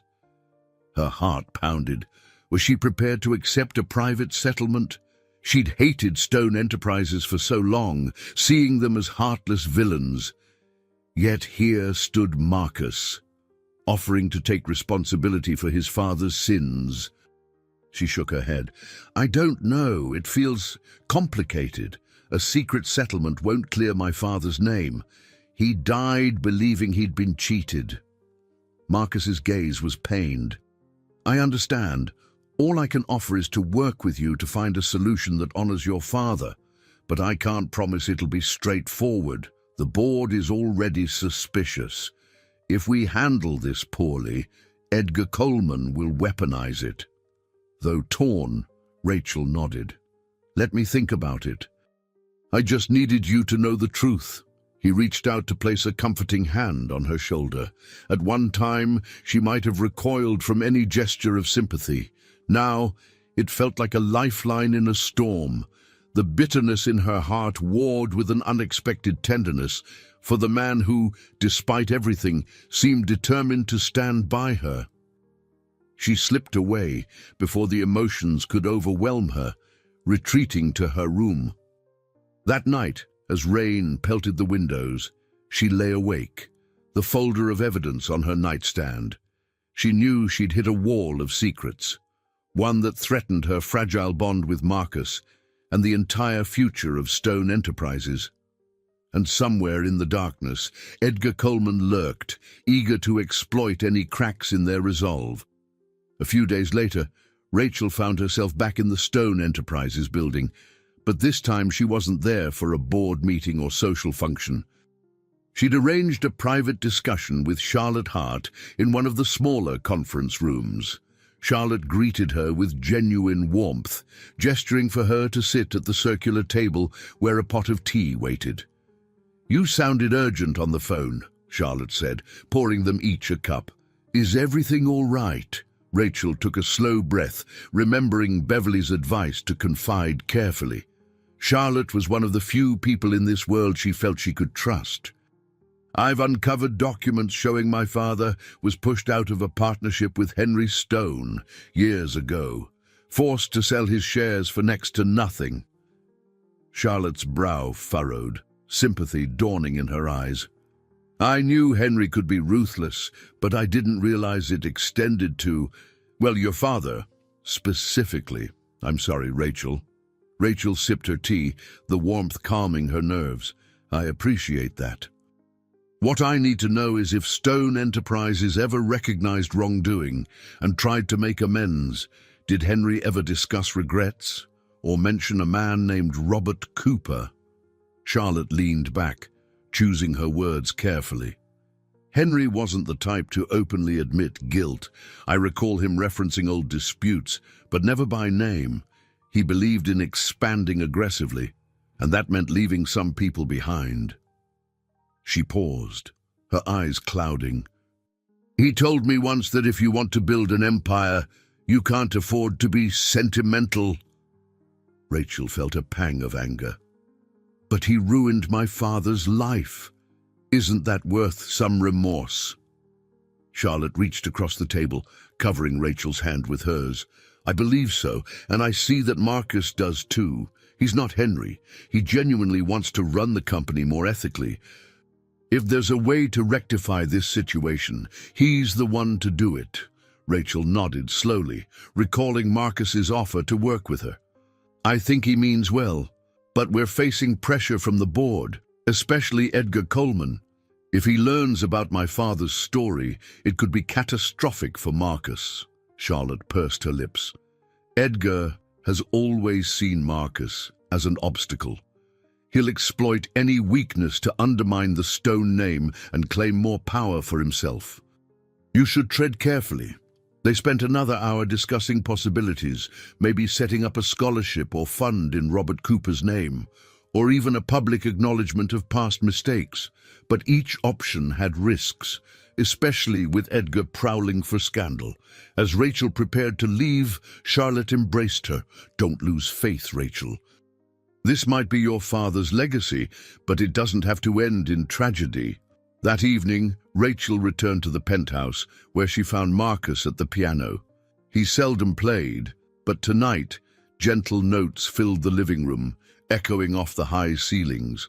She paused in the doorway, captivated by the unexpected vulnerability in his face as his fingers glided over the keys. When he noticed her, he stopped, hands lifting from the piano as if caught in a private act. Sorry, he murmured. I was just clearing my head. She approached, setting her bag on a nearby armchair. Don't stop. It sounded nice. He ran a hand through his hair. I'm out of practice. My grandfather insisted I learn as a child, but business took over. For a moment they stood in silence, the last notes fading. She thought of all the burdens he carried, leading a company, appeasing a hostile board, and now facing the sins of his father. Without fully knowing why, she placed a gentle hand on his shoulder. I talked to Charlotte today about my father's case. His gaze shifted to the piano keys, jaw tightening. And she believes we should handle this privately, but also do something meaningful to honor my father. A scholarship, perhaps, or a charitable initiative in his name. Rachel's voice trembled. I hate that we have to keep it quiet, but if Edgar finds out... Marcus nodded. We have to be strategic. I get it. And if it helps bring closure, I'm willing to do it. He hesitated, then looked up. It's not enough to undo the pain your father endured, but it's a step. The sincerity in his tone soothed her raw nerves. Suddenly, she felt a rush of gratitude. Thank you, she whispered. I never expected you to take this on, not like this. He gave a half smile. We're in this together, remember? She caught his gaze, and for an instant the room felt electric. Their arrangement might be rooted in practicality, but there was something deeper forming between them, an alliance that transcended the contract. Instead of questioning the moment, she squeezed his hand and stepped away, her heart fluttering. I'm heading to bed soon. Tomorrow, we can discuss details with Beverly and maybe with Andrew, if we trust him enough. Marcus rose from the piano bench, nodding. Good idea. Let's try to make progress before Edgar conjures up his next attack. They parted ways for the night, each retreating to their separate rooms. Yet as Rachel settled into bed, the echoes of the piano lingered in her thoughts. The music, Marcus's quiet resolve, and Charlotte's encouragement all wove together into a cautious sense of hope. In the darkness, she held onto that feeling, recalling Charlotte's words, "It doesn't have to end in tragedy." After all the bitterness and heartbreak, maybe there was a path forward, one where she could both honor her father and embrace a future she never expected to want. Only time would tell if that fragile hope could stand against the looming threats from Edgar Coleman and the weight of Stone Enterprises' past. Sunlight spilled into the penthouse's open living area the next morning, illuminating the sleek furnishings and the glinting trophies of past Stone Enterprises accolades. Rachel was already awake, sipping coffee as she reviewed notes for the day. A meeting with Andrew Wallace loomed. She and Marcus planned to address the best way to rectify Robert Cooper's forced buyout without sparking boardroom chaos. Marcus emerged from his bedroom, suit jacket draped over one arm. "Ready?" he asked, voice still laced with sleep. She nodded, setting down her mug. "As I'll ever be." They arrived at Andrew's office on the upper floors of the Stone Enterprises building. Andrew greeted them in the reception area, ushering them into a glass-walled conference room. His expression was guarded but professional. "I assume this is about the sensitive matter you hinted at, Marcus?" Marcus inclined his head. "Yes, and it stays between us for now." He glanced at Rachel, silently urging her to explain.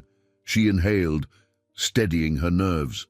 "My father was Robert Cooper, Henry Stone's former partner. We have proof he was coerced into giving up his shares at a fraction of their value. We want to address this, make it right, but we can't afford a public scandal."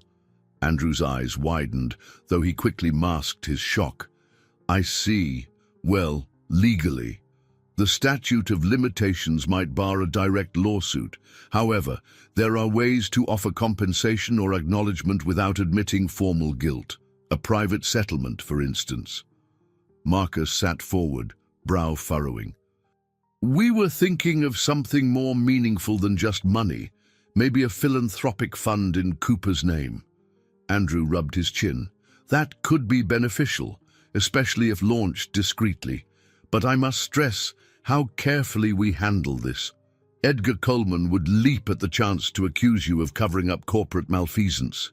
He'd spin it as hush money if it suits his agenda." Rachel felt a prickle of unease. "I understand. But my father deserves recognition, and I want the board to know his name in a respectful way, even if we can't reveal everything publicly." Andrew nodded, scribbling notes. "We can craft a plan. For now, keep all details confidential. I'll work on a strategy to present to certain board members you trust, like Charlotte Hart, perhaps, and gauge support." After the meeting wrapped up, Rachel followed Marcus down the hallway, tension etched into her features. "This is it then," she said under her breath. "We're stepping onto a tightrope. One wrong move and Edgar will pounce." Marcus placed a reassuring hand at the small of her back. "We'll be cautious. I promise."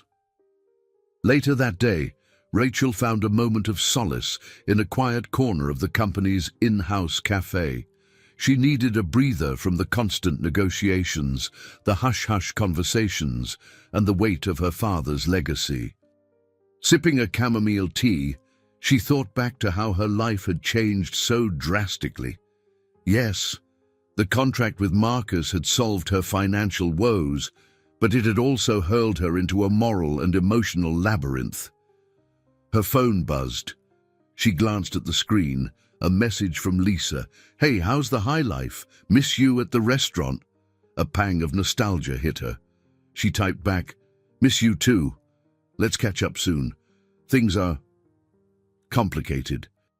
Before she could elaborate, footsteps approached. She looked up to see Edgar Coleman sliding into the seat opposite her.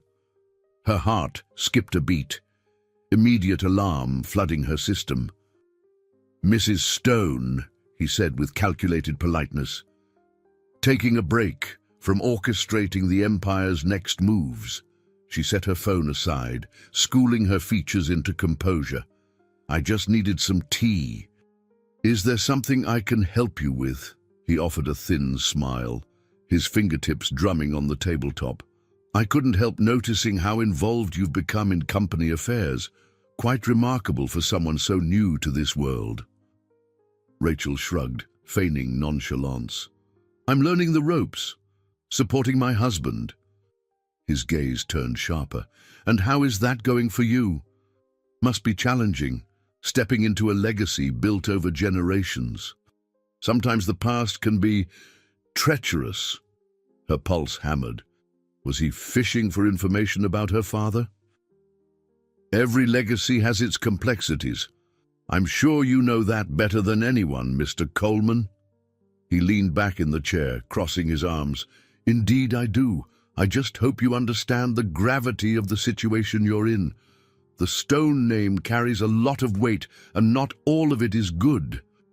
Should any skeletons come tumbling out of the closet, well, let's just say it won't be pretty. Rachel met his gaze squarely. If there are issues, we'll address them. We're not afraid of the truth. Edgar's smile didn't reach his eyes. Ah, the truth. A slippery concept in the corporate world. I admire your optimism. With that, he stood, giving her a curt nod. Enjoy the rest of your tea, Mrs. Stone. I look forward to seeing how your truth unfolds.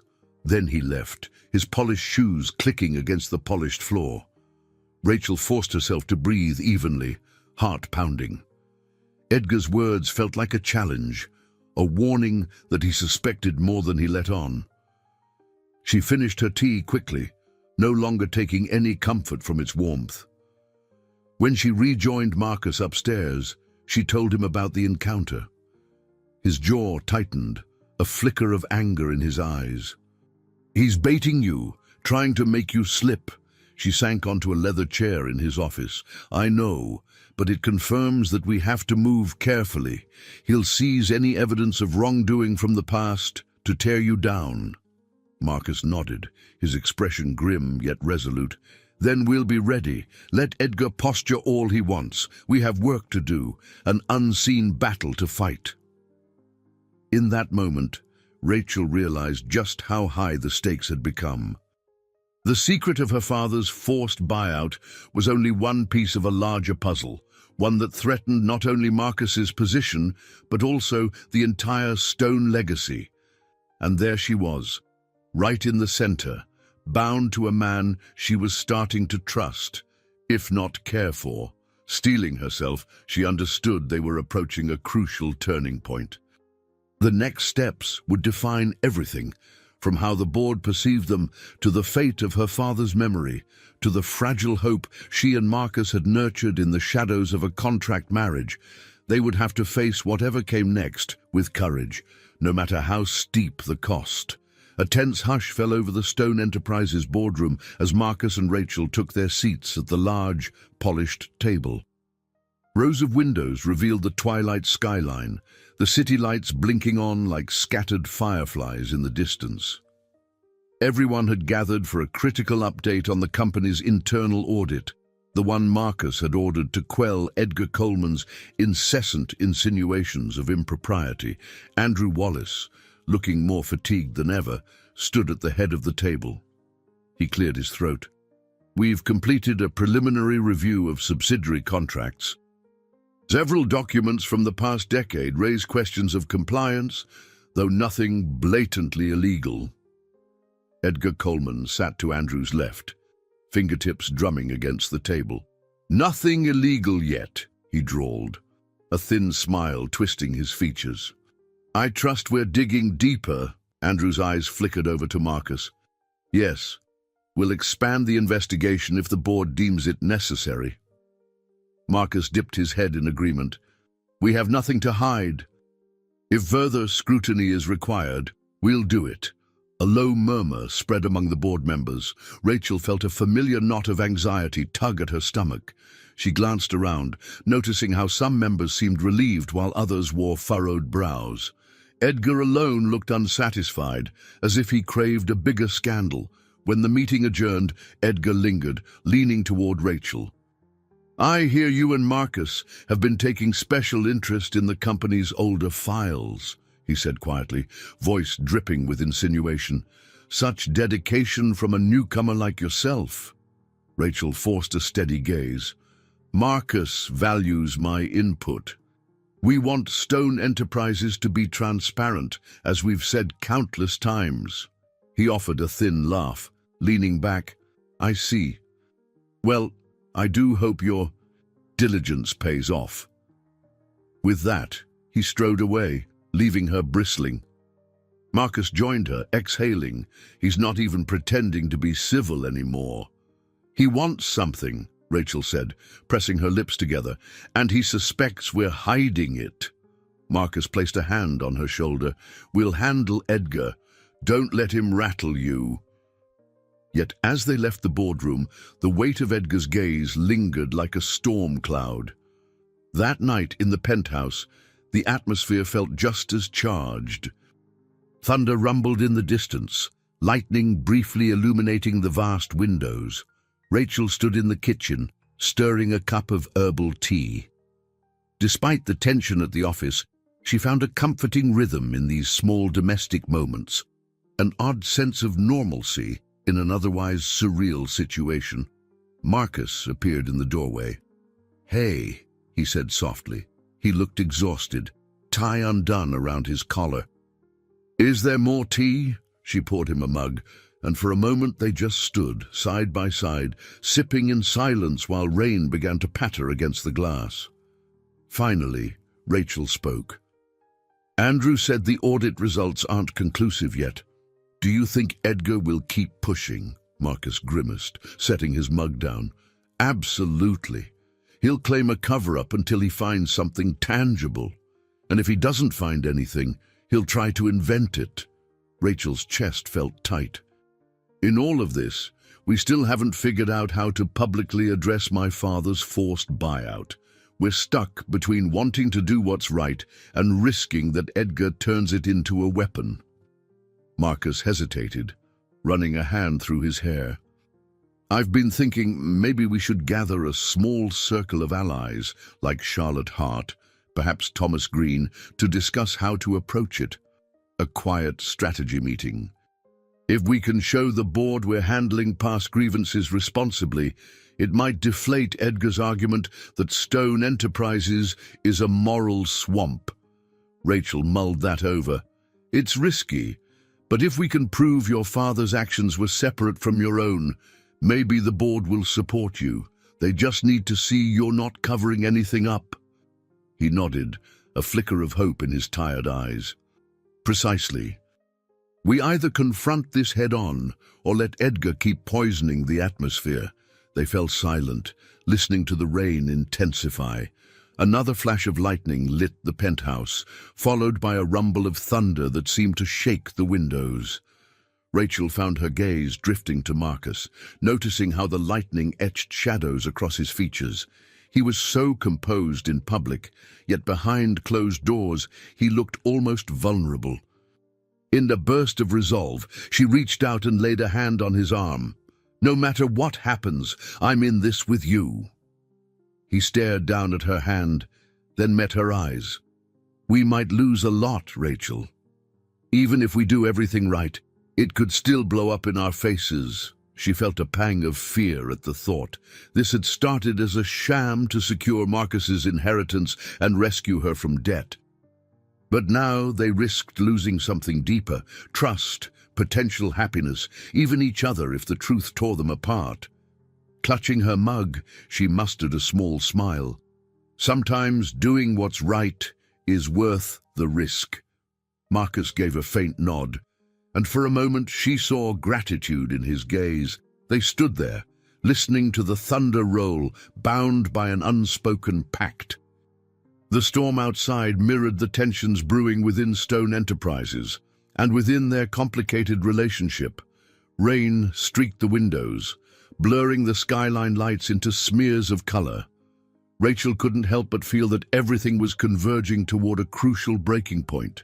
Edgar's manipulations, the board's suspicions, and the painful legacy of her father's betrayal all seemed to accelerate, gathering force like the storm raging outside.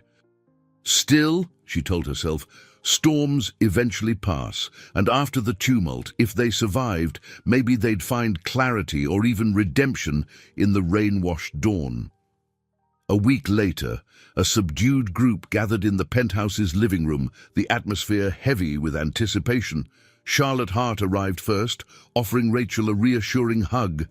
Andrew Wallace, carrying a laptop stuffed with legal summaries, set up at the coffee table. Thomas Green entered last, holding a slim folder of newly discovered documents. Marcus greeted each of them with terse politeness, then indicated the sofa and chairs arranged in a semicircle. "Thank you all for coming on short notice," he said, voice grave. "We need your advice and your discretion." Rachel perched on the edge of an armchair, fiddling with a pen.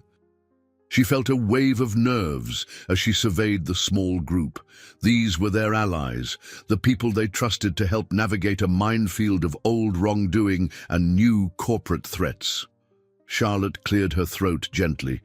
"Marcus, Rachel, I understand there's a sensitive matter involving your father, Rachel, and also the risk of Edgar Coleman exploiting it."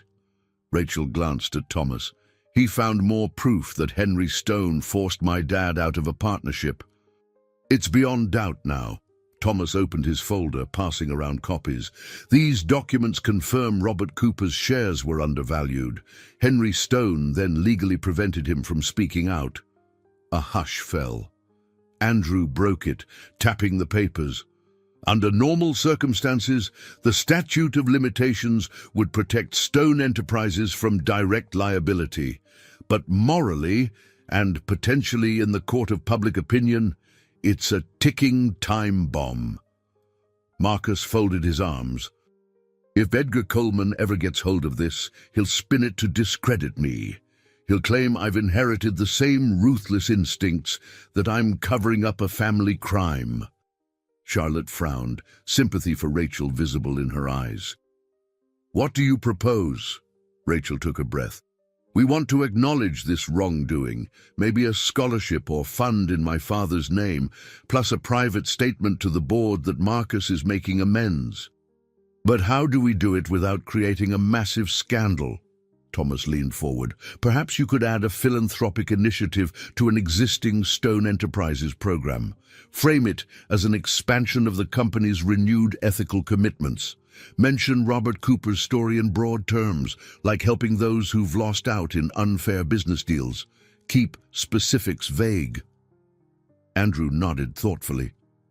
"If this is presented as a forward-looking correction of past mistakes, it might satisfy both your conscience and the board's concerns.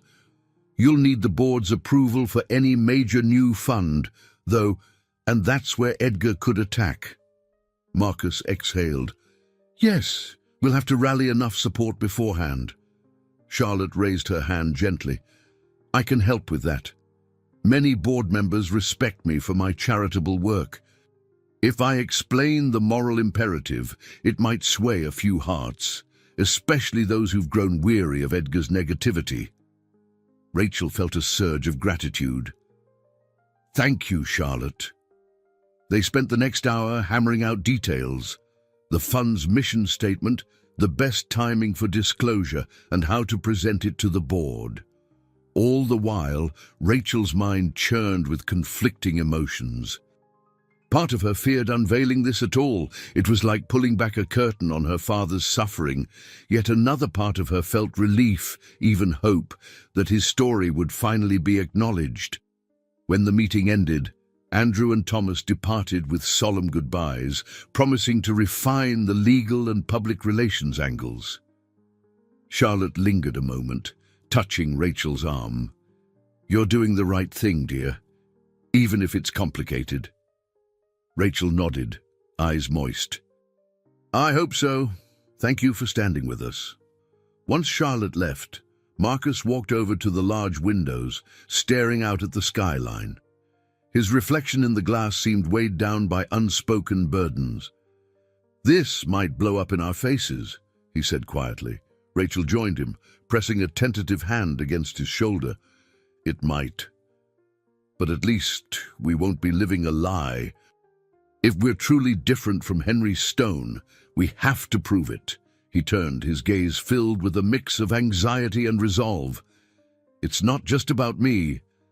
It's about you, your father, and our marriage. The board will question everything. They'll pick apart our story, trying to find hypocrisy." She steeled herself. "Then we stand together. I meant it when I said I'm not leaving you to face this alone." For a moment, the tension between them gave way to something softer. Marcus gently brushed a lock of hair from her face, an uncharacteristic tenderness in his touch. She almost leaned in, letting the warmth of his presence soothe her, but then the phone rang, shattering the moment. He turned away, picking up the call with a weary sigh. Rachel closed her eyes briefly, feeling the distance again. They were on the brink of a grand confrontation, uncertain if their growing bond would endure the coming storm. She headed to her room, letting him handle the call. Yet as she walked away, she carried with her the faint hope that, despite everything, they were forging a new path, one shaped by honesty, accountability, and perhaps even genuine affection. A week later, Marcus and Rachel arrived hand in hand at the Stone Enterprises annual shareholder gala, a lavish affair held in an ornate ballroom. Crystal chandeliers cast shimmering light across polished marble floors, while live classical music floated from a corner stage. Rows of tables, draped in fine linens, were crowded with the company's shareholders, investors, and high-profile guests. The plan was to unveil the new philanthropic fund near the event's end, surprising the board in a carefully choreographed reveal that Charlotte and Andrew had helped orchestrate. Rachel's heart pounded at the thought. Would Edgar try to derail them before they could speak? Marcus, dressed in a sharp black tuxedo, squeezed Rachel's hand as they entered the foyer. "We've got this," he whispered, though a tremor of nerves flickered in his eyes. She gave him a tight smile, adjusting the flowing burgundy gown Beverly had helped her choose. Inside, a flurry of smiles and handshakes greeted them. Edgar Coleman, standing near a group of shareholders, offered a sardonic bow. "Marcus, Mrs. Stone, how grand you both look." "Thank you, Edgar," Marcus replied evenly, releasing Rachel's hand to shake Edgar's. "I trust we'll have a productive evening." Edgar's thin smile curled. "No doubt. I'm quite curious to see how your latest plans unfold." He cast a pointed glance at Rachel. "I suspect there's more on tonight's agenda than fine dining." Rachel's pulse kicked up, but she forced a polite nod. "Indeed, we're eager to share some news." With that, Edgar stepped aside, letting them pass. Rachel couldn't shake the feeling that he was like a prowling cat, waiting for a moment to pounce. Charlotte was already seated at the head table alongside a few senior board members, flashing Rachel a reassuring wink as they approached. When they took their seats, conversation meandered from recent market trends to philanthropic ventures.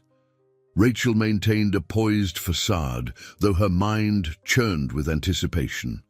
After dinner was served, the CEO, Marcus, was traditionally expected to speak. This time, the stakes were higher than any previous gala. As waiters cleared plates, a hush fell across the ballroom. Marcus rose, buttoning his jacket. He glanced at Rachel, then strode to the microphone at the center of the stage. "Good evening, everyone," he began, voice resonating through the cavernous space. "Thank you for joining us at Stone Enterprises' annual shareholder gala. It's an honor to stand before you tonight, especially with so many questions and challenges facing our company." A murmur swept the room. Marcus paused, scanning the faces. Rachel watched from her seat, heart pounding so loudly she worried others could hear it. She saw Edgar standing at the periphery, arms crossed. "For years, Stone Enterprises has pushed for growth," Marcus continued. "But in that pursuit, mistakes were made, some in my grandfather's and father's eras, and I want to address that tonight. Moving forward, we must commit to rectifying wrongs, embracing transparency, and supporting those harmed by unethical practices in the past." There was a collective inhalation. Board members glanced at one another uneasily. Edgar's posture went rigid, eyes narrowing. Marcus gestured toward Rachel. "My wife, Rachel Stone, has brought a deeply personal matter to my attention. Her father was once a partner in an early venture that was acquired by Stone Enterprises. The acquisition was flawed, and it cost her father dearly. The buzz of whispers intensified, nearly drowning Marcus out. Still, he pressed on. Tonight, I'm announcing the Robert Cooper Fund, a philanthropic initiative dedicated to supporting small business owners and entrepreneurs who've experienced unfair buyouts or financial ruin. Stone Enterprises will fund this effort to ensure future partners are never left behind as we strive for success. Rachel's chest tightened with mingled pride and fear. It was out in the open now. She could almost feel Edgar's glare burning a hole through her back. As applause rose, some genuine, some hesitant, Marcus stepped down from the stage.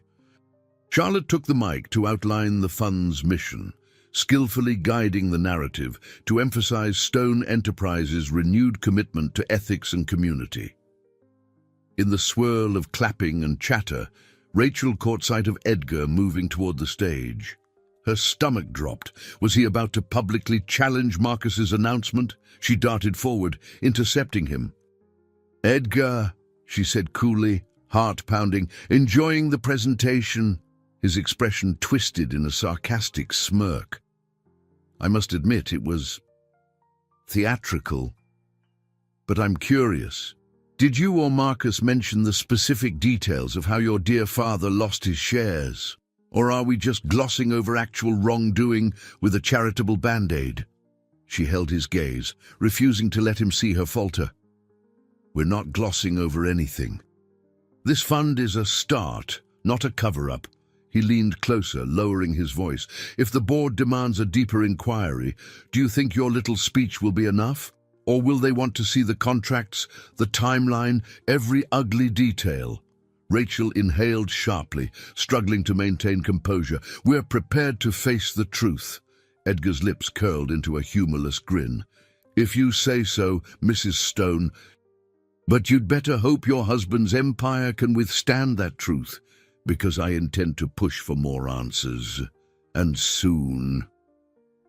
He turned on his heel and disappeared into the dispersing crowd. Rachel's hand shook as she stood there, the triumph of the announcement overshadowed by Edgar's threat. She forced herself to breathe, scanning the ballroom until she spotted Marcus talking with a knot of shareholders. As Charlotte ended her speech to enthusiastic applause, Rachel moved to join Marcus, stepping into the ring of curious onlookers. She managed a polite smile, but inside she felt the walls closing in. Yes, they'd taken a bold step toward rectifying the past, but at what cost? Looking into Marcus's eyes, she wondered if he felt it too, the creeping sense that their biggest battle had only just begun. The spotlight was shining on them now, bright and unforgiving, and Edgar Coleman stood in the shadows, ready to pounce at the first sign of weakness. Later that night, after the gala's excitement had faded, Rachel retreated to the penthouse with Marcus Beverly, who had quietly organized all the night's details, lingered briefly to congratulate them. She praised the announcement of the Robert Cooper Fund as inspiring and overdue, then left them to their own thoughts. Neither Rachel nor Marcus felt like sleeping, so they settled in the living room, still dressed in their formal attire. The city's neon glow cast shifting colors through the floor-to-ceiling windows. "Tonight should have felt like a victory," Marcus murmured, loosening his bow tie. "But Edgar's face, his words, it's like we just declared war on him." Rachel nodded, tension in her shoulders. "He wants to expose every detail, twist it into a scandal. And now the board might press for a deeper investigation into Henry's actions." Marcus slumped onto the leather couch. "If that happens, they'll scrutinize everything from accounting ledgers to internal memos. They'll look for any sign that I was complicit or that we've lied." Rachel sank beside him, careful not to wrinkle her gown. "We knew this was a risk, but we did the right thing, didn't we?" He leaned back, eyes closed. "Yes, we did. Just the right thing can come with a heavy price." Silence enveloped them for a moment, broken only by the faint hum of the air conditioning. Rachel reached for Marcus's hand, hesitating before her fingertips brushed his. Slowly, he laced his fingers with hers, and they sat like that, breathing in unison. She thought of all that had transpired since she first signed the marriage contract, her father's forced buyout revelations, the swirl of corporate power plays, and the unexpected bond forming between herself and Marcus. The lines between duty, conscience, and personal attachment had blurred into something she could no longer define neatly. After a while, Marcus opened his eyes. We should prepare ourselves. Edgar won't just demand answers from the board, he might go public. Leak documents, spin sensational stories. He's not above dragging your father's name through the mud either, just to sow confusion. Rachel stiffened, recalling Edgar's threat at the gala. He has no respect for the dead or the living. All he cares about is seizing control. Marcus squeezed her hand gently. That's why we stay united. No matter what he throws at us, we confront it together. She offered a thin smile, her heart pounding with both fear and gratitude. Before she could reply, a discreet chime sounded, her phone. With a sigh, she extracted it from her clutch. Thomas Green's number flashed on the screen. "Thomas," she answered, voice tight. "Is everything all right?" Thomas sounded breathless. "I just received a tip from an old contact in the legal sphere. There's talk that Edgar is meeting with a journalist from the City Times tomorrow morning." Rachel's stomach lurched. "He's going to leak something, isn't he?" "Likely. He's probably planning to feed them a slanted story about the Robert Cooper Fund, implying it's a cover-up." Thomas paused, voice tense. "He might also reveal partial documents about your father's forced buyout. With the right spin, it'll look damning." She covered the mouthpiece, whispering the news to Marcus, who muttered a curse under his breath. "What should we do?" she asked Thomas. "Get ahead of it," Thomas urged. "Release a statement clarifying the fund's purpose. Reinforce Stone Enterprises' commitment to transparency. If you let Edgar control the narrative, he'll paint you as liars." After the call ended, Marcus stood, shoulders squared. "We need to draft a statement first thing in the morning, maybe hold a press conference by midday. I'll speak directly to the City Times or any other outlet that might listen." Rachel nodded, standing as well. "I can't hide in the background. If my father's going to be a talking point, I need to speak too." He hesitated, clearly protective. "Are you sure you want to be that exposed? The media can be brutal." Her jaw tightened. "I'm sure. I won't let Edgar hijack my father's story. I want the world to know what really happened and that we're trying to make it right." Marcus studied her, a blend of admiration and concern coloring his features. Then he nodded. "All right. We do this together." They spent the next hour tossing around ideas. They decided on a direct approach, admit wrongdoing in the past and emphasize the newly established Cooper Fund's genuine intent. Provide simple, factual details without lying or omitting major truths. When they finally retired for the night, exhaustion pressed on Rachel's eyelids, yet sleep evaded her, crowded out by the swirl of impending confrontations.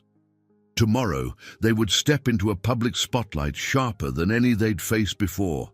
One wrong word, one misstep, and Edgar Coleman would pounce like a waiting predator. She buried her face in the pillow, forcing herself to take steady breaths. She had walked into this marriage to escape poverty and to uncover the truth about her father's legacy. Now, that quest threatened to tear down not just Stone Enterprises, but the fragile trust she'd built with Marcus. Still, she refused to falter. If doing the right thing came at a steep price, she would pay it, because some truths deserved the light of day, no matter how painful the glare. By late morning, the main lobby of Stone Enterprises had been transformed into an impromptu press area. Rows of chairs faced a small platform outfitted with microphones and a backdrop emblazoned with the company logo. Camera crews and journalists bustled about, whispering to each other, checking equipment, and waiting for the official statement that promised to address significant matters regarding the future of Stone Enterprises. Behind a tall curtain, Rachel stood next to Marcus, hearts hammering in unison. Beverly fussed with Marcus's tie while Andrew Wallace hovered nearby, clutching a folder of talking points. A handful of security personnel loitered discreetly, prepared for any chaotic turn. "Showtime," Andrew muttered, offering a strained smile. "We're live streaming to several outlets, by the way, just so you know." Marcus exhaled, turning to Rachel. "We stick to the plan. Honesty, clarity, no apologies for what we haven't done, but acceptance of the company's past mistakes." She nodded, mentally rehearsing her lines. They had agreed she would speak first, sharing a brief testimony about her father's forced buyout, followed by Marcus's outline of the Cooper Fund. Then they would open the floor to questions. A hush fell as they stepped onto the platform, bright lights from cameras searing their eyes. The press corps filled the chairs, with Edgar Coleman conspicuously present in the front row, arms folded. An unsettling smirk curved his lips. Rachel's chest tightened. Ignoring Edgar, she approached the mic. "Good morning," she began, her voice steady despite the adrenaline racing through her veins. "My name is Rachel Cooper Stone. Until recently, I was unaware of how deeply my family's past intersected with Stone Enterprises.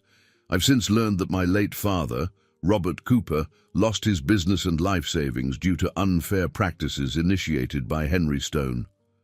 A ripple of murmurs spread across the crowd. Cameras clicked.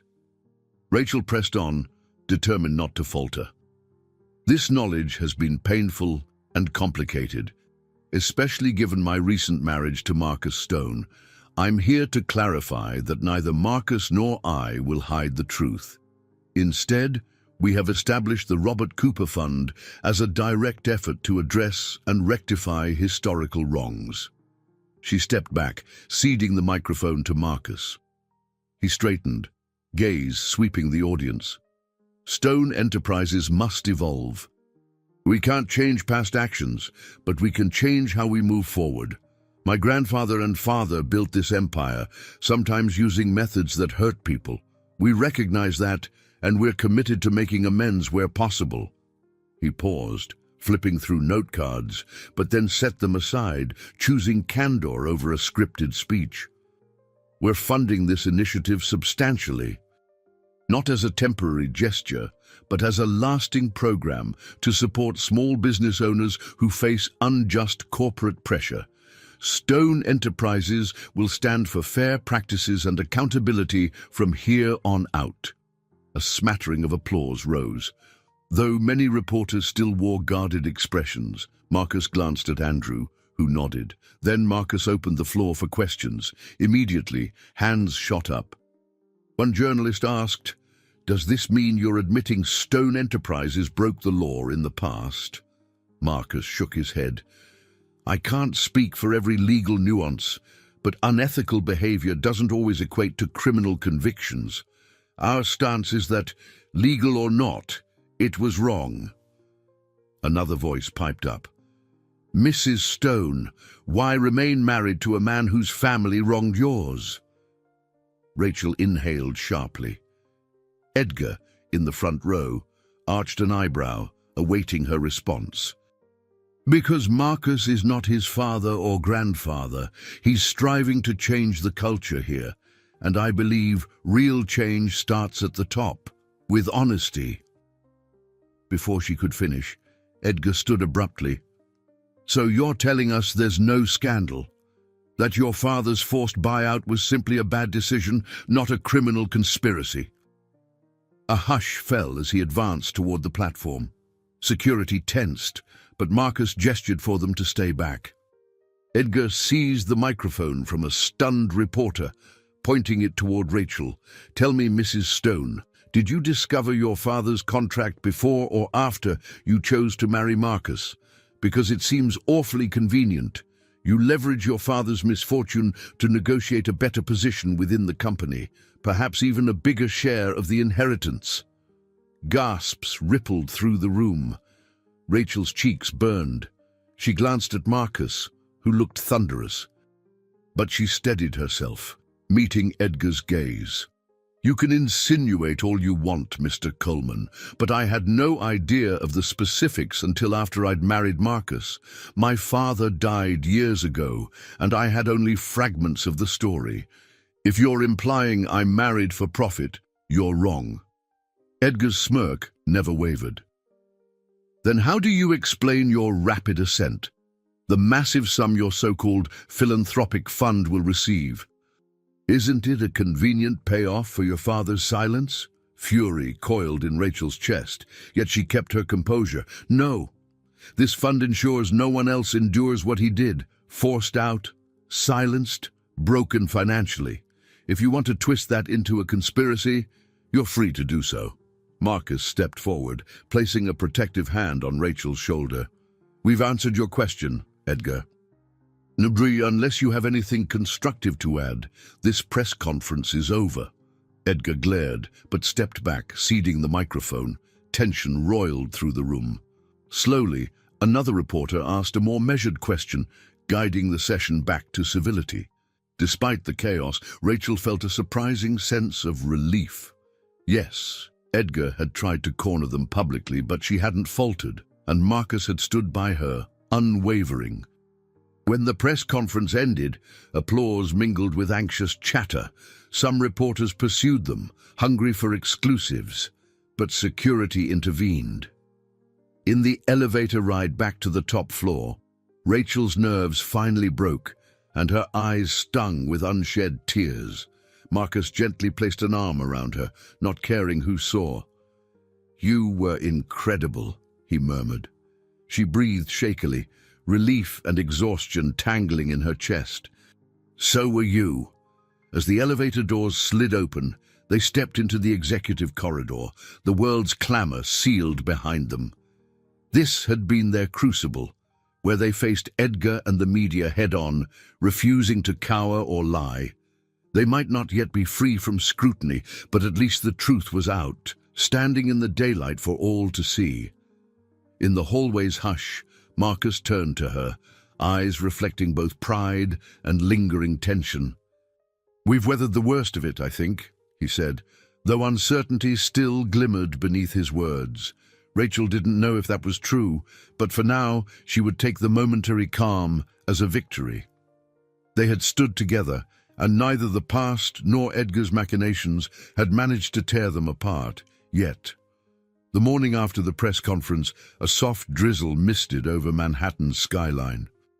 Inside the penthouse, Rachel stood by the expansive windows, gazing at the muted silhouette of the city. Sleep had been fitful after the previous day's events. Each time she closed her eyes, she replayed Edgar Coleman's public ambush, the bright camera flashes, and the electric tension in Marcus's voice as he defended their cause. A sudden ring echoed through the living room, making her jump. She hurried to answer the call, heart pounding, though she tried to calm herself. It was Beverly, sounding cheerful despite the early hour. Good news, Beverly announced. The initial headlines are surprisingly balanced. Some outlets are praising your honesty. Relief coursed through Rachel's veins, though she kept a measured tone. Thanks, Beverly. I was worried they'd run with Edgar's spin. Beverly let out a wry chuckle. He certainly tried. But people respond better to sincerity than theatrics, at least for now. I'll forward you a few articles worth reading. See you soon. When the call ended, Rachel exhaled, a strange mix of elation and dread. The immediate crisis might have passed. But the real work, reforming the company culture and honoring her father's legacy, had only begun. She sensed the slightest whisper of hope that maybe they could pull this off. Footsteps padded behind her. Turning, she found Marcus in casual clothes, grey trousers and a sweater, his eyes still shadowed from lack of sleep. Without speaking, he joined her at the window, resting a hand gently on her shoulder. The weight of his touch felt grounding, and she placed her own hand atop his, acknowledging a closeness that had grown stronger in adversity. "How are you holding up?" he asked, voice low. "I woke up, and you weren't there." "Figured you might be anxious." She mustered a half smile. "Just needed to see the city, remind myself that life goes on out there." Marcus nodded, gaze drifting over the hazy skyline. "Beverly told me about the media coverage.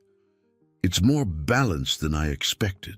He hesitated, inhaling. "We should use this momentum. Schedule a follow-up interview or two, reinforce what we said yesterday, and talk more about the Cooper Fund." Her heart fluttered at the mention of the fund. "I want to start meeting people who could benefit from it. Small business owners in trouble. Maybe some who've been forced out of partnerships like my father. Give it a personal touch." A flicker of respect crossed his features. "I'll ask Charlotte to arrange introductions. She has connections with local community groups." They fell silent, comforted by the simple act of standing together. Then, as if guided by the same unspoken need, they turned from the window and prepared to face another day at Stone Enterprises. When they arrived, a subdued hush enveloped the corporate floors. Employees offered courteous nods, a tangible shift from the wary glances that had followed Rachel before. Perhaps the open acknowledgement of her father's story had sparked empathy, or maybe it was the press coverage painting Marcus and Rachel not as opportunists, but as a couple determined to right past wrongs. In the executive corridor, Beverly greeted them with a stack of reports.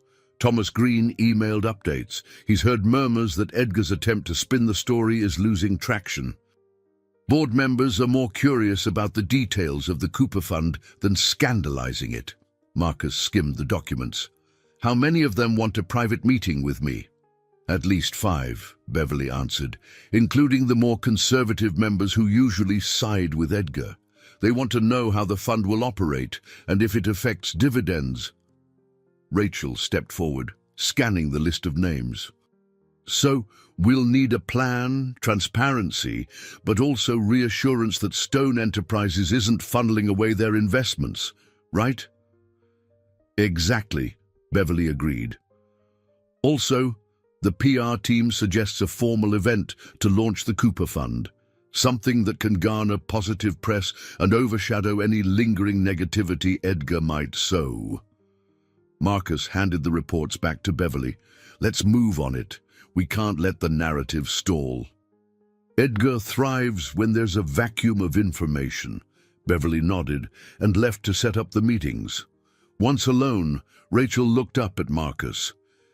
"You're really stepping into this new role, almost a reformer within your own company." Pride laced her tone, yet she understood the weight he bore. He shrugged, a small, self-conscious grin appearing. "My father and grandfather built an empire with questionable methods.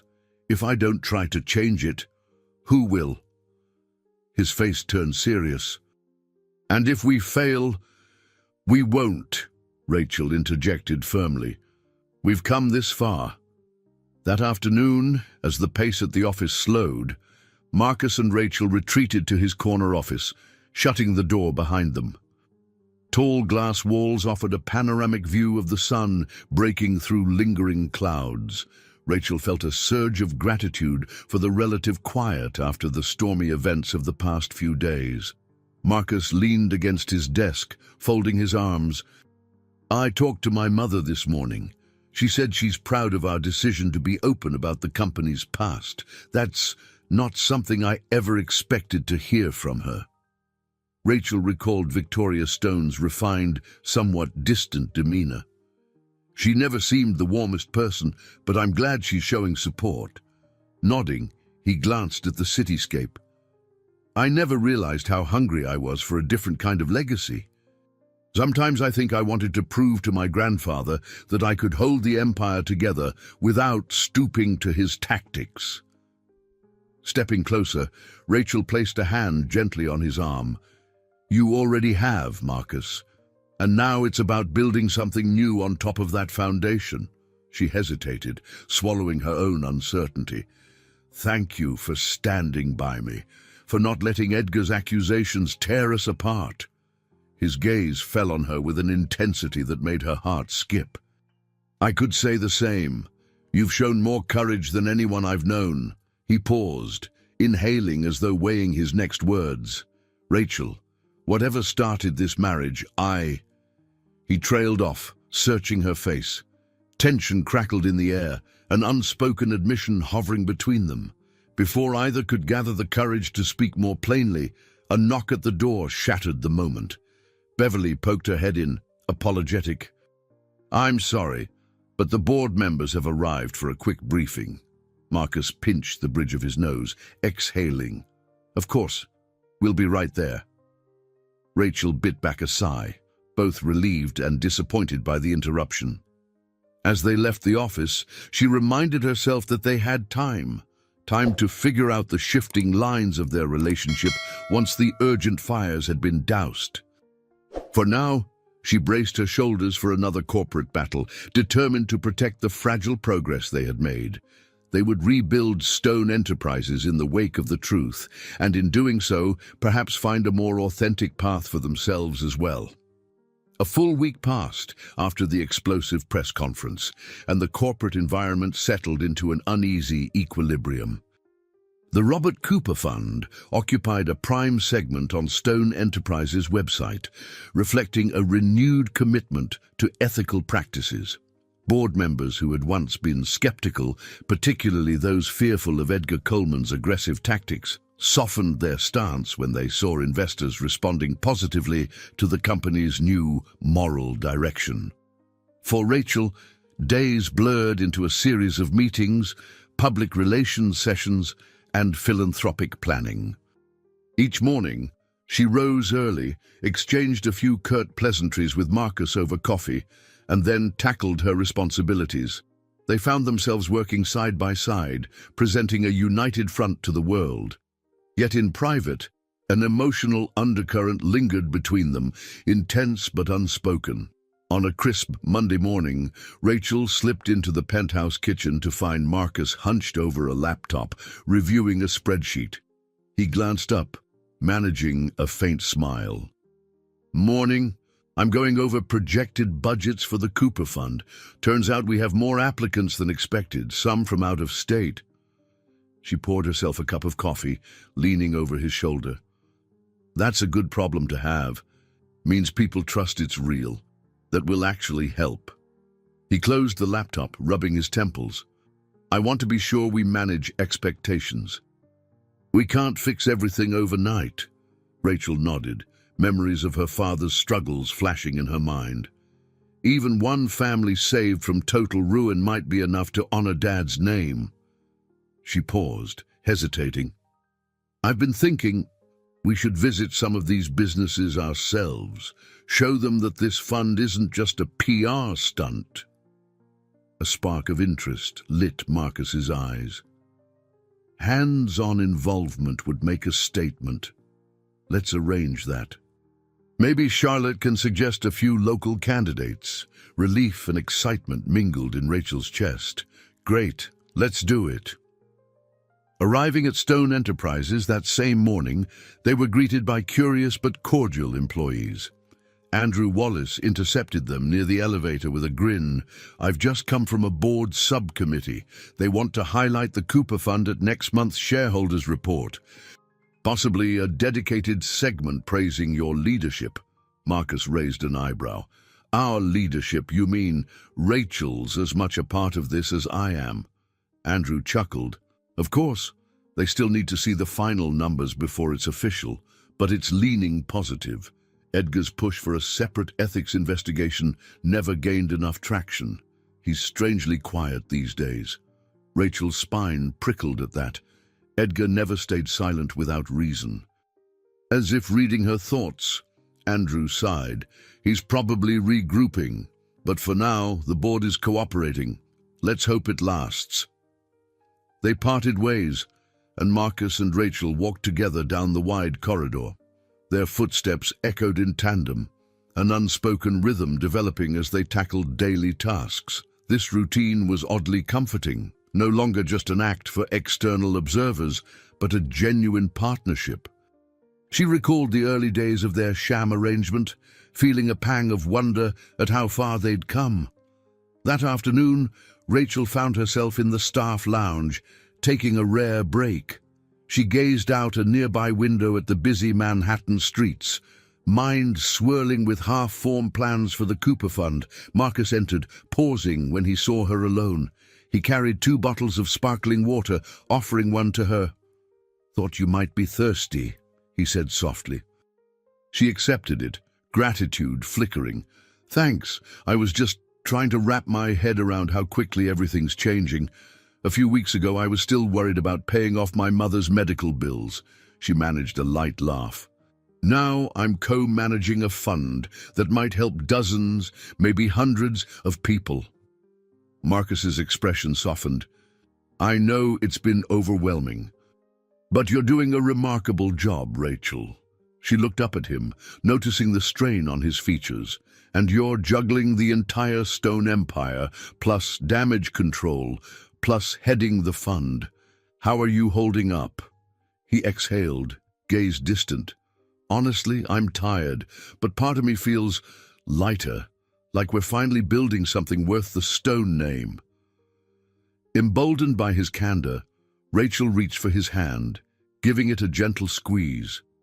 The tension between them flared, that old question simmering. Were they merely fulfilling a contract or forging a bond that transcended pretense? As though sensing her thoughts, Marcus squeezed back, a wry smile forming. "I keep thinking about what happens when our contract ends. We never set a plan for what's next, beyond the 6 months." Her chest tightened. She'd avoided confronting that question head-on, dreading the confusion it stirred. "Let's talk about it when we're not so swamped," she murmured, feeling a tinge of guilt. "I'm not trying to avoid it, but—" He nodded, pulling his hand free gently, seemingly shielding himself from disappointment. "I get it. We'll figure it out later." A faint ache remained where their hands had connected, but Rachel forced a reassuring smile. She reminded herself of the mission at hand, mending her father's legacy, turning Stone Enterprises around. Perhaps once the dust settled, they could truly define their relationship. For now, the routine they'd built offered a safe, if tenuous, space for them both. They finished their break, returning to the swirl of corporate demands. Yet beneath the polished veneer of daily tasks, they each carried that silent question: when the contract's terms were fulfilled, would they choose to stay side by side, or would the worlds they once inhabited pull them apart? On a brisk Friday morning, Rachel hurried down a quiet street in Queens, glancing back at Marcus, who was just exiting their hired SUV. They'd come to visit a small printing shop, one of the first applicants to the Robert Cooper Fund, accompanied by Charlotte Hart. The chilly air and the distant hum of traffic offered a refreshing change from the gleaming skyscrapers of Manhattan.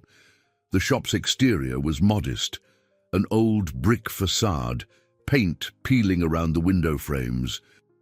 A sign read, "Miranda's Print and Design." Inside, the clang of machinery and the smell of ink filled the air. Charlotte, walking ahead in a tailored coat, waved for them to follow. "Miranda Morales runs this place," Charlotte explained softly. "She's been fighting off an aggressive buyout from a larger competitor. Sound familiar?" Rachel nodded, recognizing the parallels to her father's ordeal. Her pulse quickened with a mix of empathy and determination. She wanted Miranda to know someone was on her side, someone who refused to let history repeat itself. They stepped into the shop, and a petite woman with dark curls emerged from behind a printing press. Miranda Morales's wary expression flickered to curiosity when she spotted Charlotte, and then apprehension when she recognized Marcus Stone. I wasn't expecting you in person," she said, voice tinged with both awe and anxiety. Marcus offered a disarming smile. We believe in understanding applicants face to face. Ms. Morales, may we talk? Miranda glanced at her staff, two younger employees who hovered uncertainly, then nodded. She led them to a cramped office in the back, the walls plastered with samples of printed flyers and brochures. Charlotte made introductions, then signaled for Miranda to explain her situation. The woman spoke in halting but heartfelt tones. A rival firm had tried to sabotage her contracts with local businesses, pressuring them to switch providers. She lacked the funds to modernize her equipment or expand her client base, leaving her vulnerable. Rachel listened intently, remembering her father's bitter recollections of feeling cornered, powerless. She couldn't help but see glimpses of Robert Cooper's plight in Miranda's story. "Your application mentioned you sought a loan before," Rachel said gently. "They turned you down because they saw this location as too risky, right?" Miranda nodded, eyes downcast. "They said my business model was dated. I just need enough capital to upgrade, reach new clients. I know we can be competitive." Marcus, leaning forward, studied the budget proposals Miranda handed them. "This seems reasonable. You're not asking for a handout, just an investment or bridge loan to stay afloat while you revamp." Miranda exhaled shakily. "Exactly. If I don't get help soon, I'll have to sell, probably to the same people who tried to bully me out of the market." A heavy silence followed. Charlotte and Rachel exchanged looks, both feeling the weight of this woman's predicament. Finally, Marcus set down the papers. "I can't promise immediate approval. It's a committee decision, but the Cooper Fund is designed for cases like yours." He glanced at Rachel. "We'll do everything we can to fast-track this." Tears of relief brimmed in Miranda's eyes. She stammered her thanks, and Charlotte rested a reassuring hand on her shoulder. "We'll be in touch soon. In the meantime, keep fighting. This place looks full of potential." Back at the Stone Enterprises building that afternoon, Rachel and Marcus briefed Beverly and Andrew on Miranda's situation. Beverly's face lit with the passion of someone who believed in second chances. Andrew, ever the cautious legal mind, questioned the financial specifics. "She still needs to meet the Cooper Fund's criteria," Andrew reminded them. "We must confirm no hidden liabilities." Edgar would jump at any chance to call this philanthropic effort financially reckless. Marcus nodded, leaning on the conference table. "Understood. Get the finance team to do a thorough check, but expedite it. I don't want Miranda waiting indefinitely. Time is critical for her." Rachel's heart swelled at his sincerity. This was the man she'd seen glimpses of, a leader determined to balance business sense with moral responsibility. Perhaps, she thought, this was how Stone Enterprises could redeem itself, one story, one partnership at a time. That evening, while Marcus prepared a late-night strategy call with international investors, Rachel slipped away to a quiet lounge near the penthouse lobby. She dialed Lisa's number, eager to hear a friendly voice. Lisa answered on the second ring, bright and concerned. "Rach, finally! I've been seeing all these headlines about you and Stone Enterprises." "Are you really going around helping small businesses now?" Lisa teased, though admiration colored her tone. Rachel chuckled softly. "Yeah, it's part of the Cooper Fund. I guess it's become my new mission. How are things at the restaurant?" Lisa launched into stories of new hires, rowdy customers, and the owner's attempt to modernize the menu. The familiarity soothed Rachel's spirit. She realized how much she missed that simpler life, though she also recognized she could never fully return to it. Too much had changed. "And how's the marriage?" Lisa asked, her voice gentler. "I know it started off as, an arrangement, but has anything changed?" Rachel hesitated, recalling the many moments of intimacy and tension with Marcus. "It's complicated, Liz. We're closer now. He's not at all like I imagined. But we have so much to handle first. I can't even define what we are." Lisa offered a sympathetic hum. Don't let it slip away. If there's something real there, fight for it. At those words, Rachel felt a pang in her chest. Yeah, she murmured, eyes misting. I won't forget. They ended the call, and Rachel wandered back to find Marcus in the penthouse study, immersed in conversation with a European associate. He gestured for her to wait, flashing a tired smile that reached his eyes. Even from across the room, she sensed the quiet warmth between them. Perhaps Lisa was right. There was something worth fighting for here, beyond corporate deals and reparation funds. In the stillness of that moment, Rachel realized they were building more than a philanthropic program. They were forging new ties across businesses, families, and maybe their own hearts that promised to reshape both Stone Enterprises and the legacy her father had left behind. 2 months later, the Cooper Fund office bustled with activity on a sunny spring morning. Rachel stepped out of the elevator onto a floor newly dedicated to philanthropic operations. A welcome contrast to the austere corporate floors above. Posters highlighting the success stories of aided businesses lined the walls. Miranda's print and design featured prominently, having received an investment that helped her retool her equipment and safeguard her contracts. Charlotte Hart appeared in the hallway, carrying a bouquet of flowers. For you, Charlotte beamed, extending them to Rachel. You were the driving force behind all this. We're celebrating the Cooper Fund's official launch event tonight, remember? Rachel accepted the flowers, face glowing with pride. Thank you, Charlotte. But this was a team effort. We couldn't have done it without you or Marcus. Speaking of Marcus, Charlotte said with a hint of mischief in her smile, he's waiting for you in the conference room, something about final preparations. Intrigued, Rachel made her way through the lively workspace until she reached the conference room. Inside, she found Marcus standing at the window, gazing down at the city streets. He wore a crisp suit, but his tie hung loosely, suggesting a blend of formality and lingering comfort. You look suspiciously calm, Rachel teased, placing the bouquet on a side table. Usually, you'd be poring over event details until the last minute. He turned, flashing a soft grin. I've learned to trust other people to handle the small stuff, and I trust you, specifically. He gestured for her to come closer, a new warmth lighting his gaze.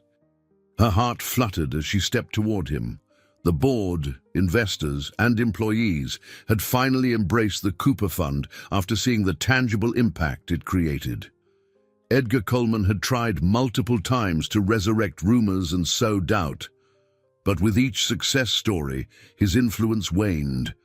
It seemed Marcus's open stance had robbed Edgar of the fear-driven narrative he relied on. "What's on your mind?" she asked, voice gentle. Marcus inhaled deeply, as though summoning courage. A lot, actually. But first, he hesitated, pulling a small envelope from his jacket pocket. I was going through my father's old files, and I found this. It's a letter your father wrote to Henry Stone, never sent. Maybe he wrote it but had second thoughts, or Henry never bothered to respond. I'm not sure, but I thought you should see it. Carefully, Rachel accepted the envelope, opening it with trembling fingers. The letter was dated nearly 2 decades ago. In neat handwriting, Robert Cooper expressed regret about how their partnership ended, lamenting the betrayal, but also acknowledging his hope that the Stone Empire could do better in the future. A lump rose in her throat as she read. Her father's words were surprisingly forgiving, more sorrowful than angry. He wrote, I believe true success is built on fairness and respect. I only hope one day you or your heirs realize that. Tears blurred her vision, and she pressed a hand to her mouth. I never knew he felt this way. He always seemed so bitter, but he still had hope. Marcus placed a comforting palm against her back. That's what we're doing, right? Carrying forward his hope, making Stone Enterprises fair and respectful. She turned to him, wiping her tears, heart brimming with gratitude and something deeper. "Thank you for everything." He lowered his gaze, then looked up with unmistakable tenderness. "Rachel, our initial agreement, 6 months, expires soon. But I don't want this to end. Not now, not ever. I know our marriage started as a facade, but—" Her breath caught, a swirl of emotions rising. This was the conversation they had both dodged for weeks. But time, and the accomplishments they shared, had forged a bond. Marcus swallowed, continuing with earnest conviction. "I've come to realize that He paused, searching her face. "I care about you, Rachel, more than I've ever cared for anyone. I don't want a contract. I want a real marriage, built on honesty and—" She lifted a hand to his cheek, tears reappearing, but this time they carried relief and joy. "I care about you too," she whispered. "I never expected it, but here we are." Their gazes locked, and the tension of months melted into a moment of shared clarity. Without further words, they leaned in, sealing their confessions with a tender kiss. When they finally pulled apart, the hum of the office returned, phones ringing, employees bustling, but to Rachel, it felt like a new dawn. She saw in Marcus's eyes a reflection of all they had fought for: redemption, integrity, and genuine affection transcending the shadows of the past. Later that evening, the official launch event for the Cooper Fund unfolded at a nearby community center, unpretentious yet full of life. Families, small business owners, media representatives, and Stone Enterprises staff mingled in a converted auditorium. Large posters showcased the program's achievements, including Miranda's story and several other success cases from across the city. Marcus stood by Rachel's side as they greeted guests. She noticed a subtle shift in people's demeanor, no longer warily sizing them up, but genuinely curious, excited even. Charlotte took the stage to introduce them, praising the vision and resolve behind the fund. Polite applause escalated into fervent cheers as Marcus and Rachel stepped forward. In her short speech, Rachel shared her father's dream of building fair partnerships, concluding with his once unsent words. There were tears in the audience, moved by the raw honesty of a daughter seeking to fulfill her father's unspoken wish. Then Marcus spoke, affirming Stone Enterprises' long-term commitment to the fund, promising ongoing resources and personal involvement. At the event's close, well-wishers crowded around. Among them was Lisa, who had come from Brooklyn to lend her support. She enveloped Rachel in a tight hug, beaming, "I'm so proud of you." "This is huge," Rachel laughed, teary-eyed. "It's crazy, right? I still can't believe any of this." Lisa glanced at Marcus, then back at Rachel, arching a brow knowingly. "Oh, I believe it. Sometimes the strangest beginnings lead to the best outcomes." Rachel couldn't agree more. Standing in the bustling community center, the hum of conversation and the glow of accomplishment all around, Rachel felt truly at peace. She had fought her way through debt, doubt, and old resentments. She had discovered that beneath the polished bravado of a corporate empire, real humanity could shine through. And, most unexpectedly, she had found love amid the rubble of her father's broken dreams. Marcus caught her eye, leaning in to whisper, "We did it. Your dad would be proud." She smiled, tears of joy gathering once again. "I think so too." In that moment, everything felt complete. The circle of past and present closed, leaving them free to build a future together, one defined by empathy, redemption, and a bond that no contract could ever replicate.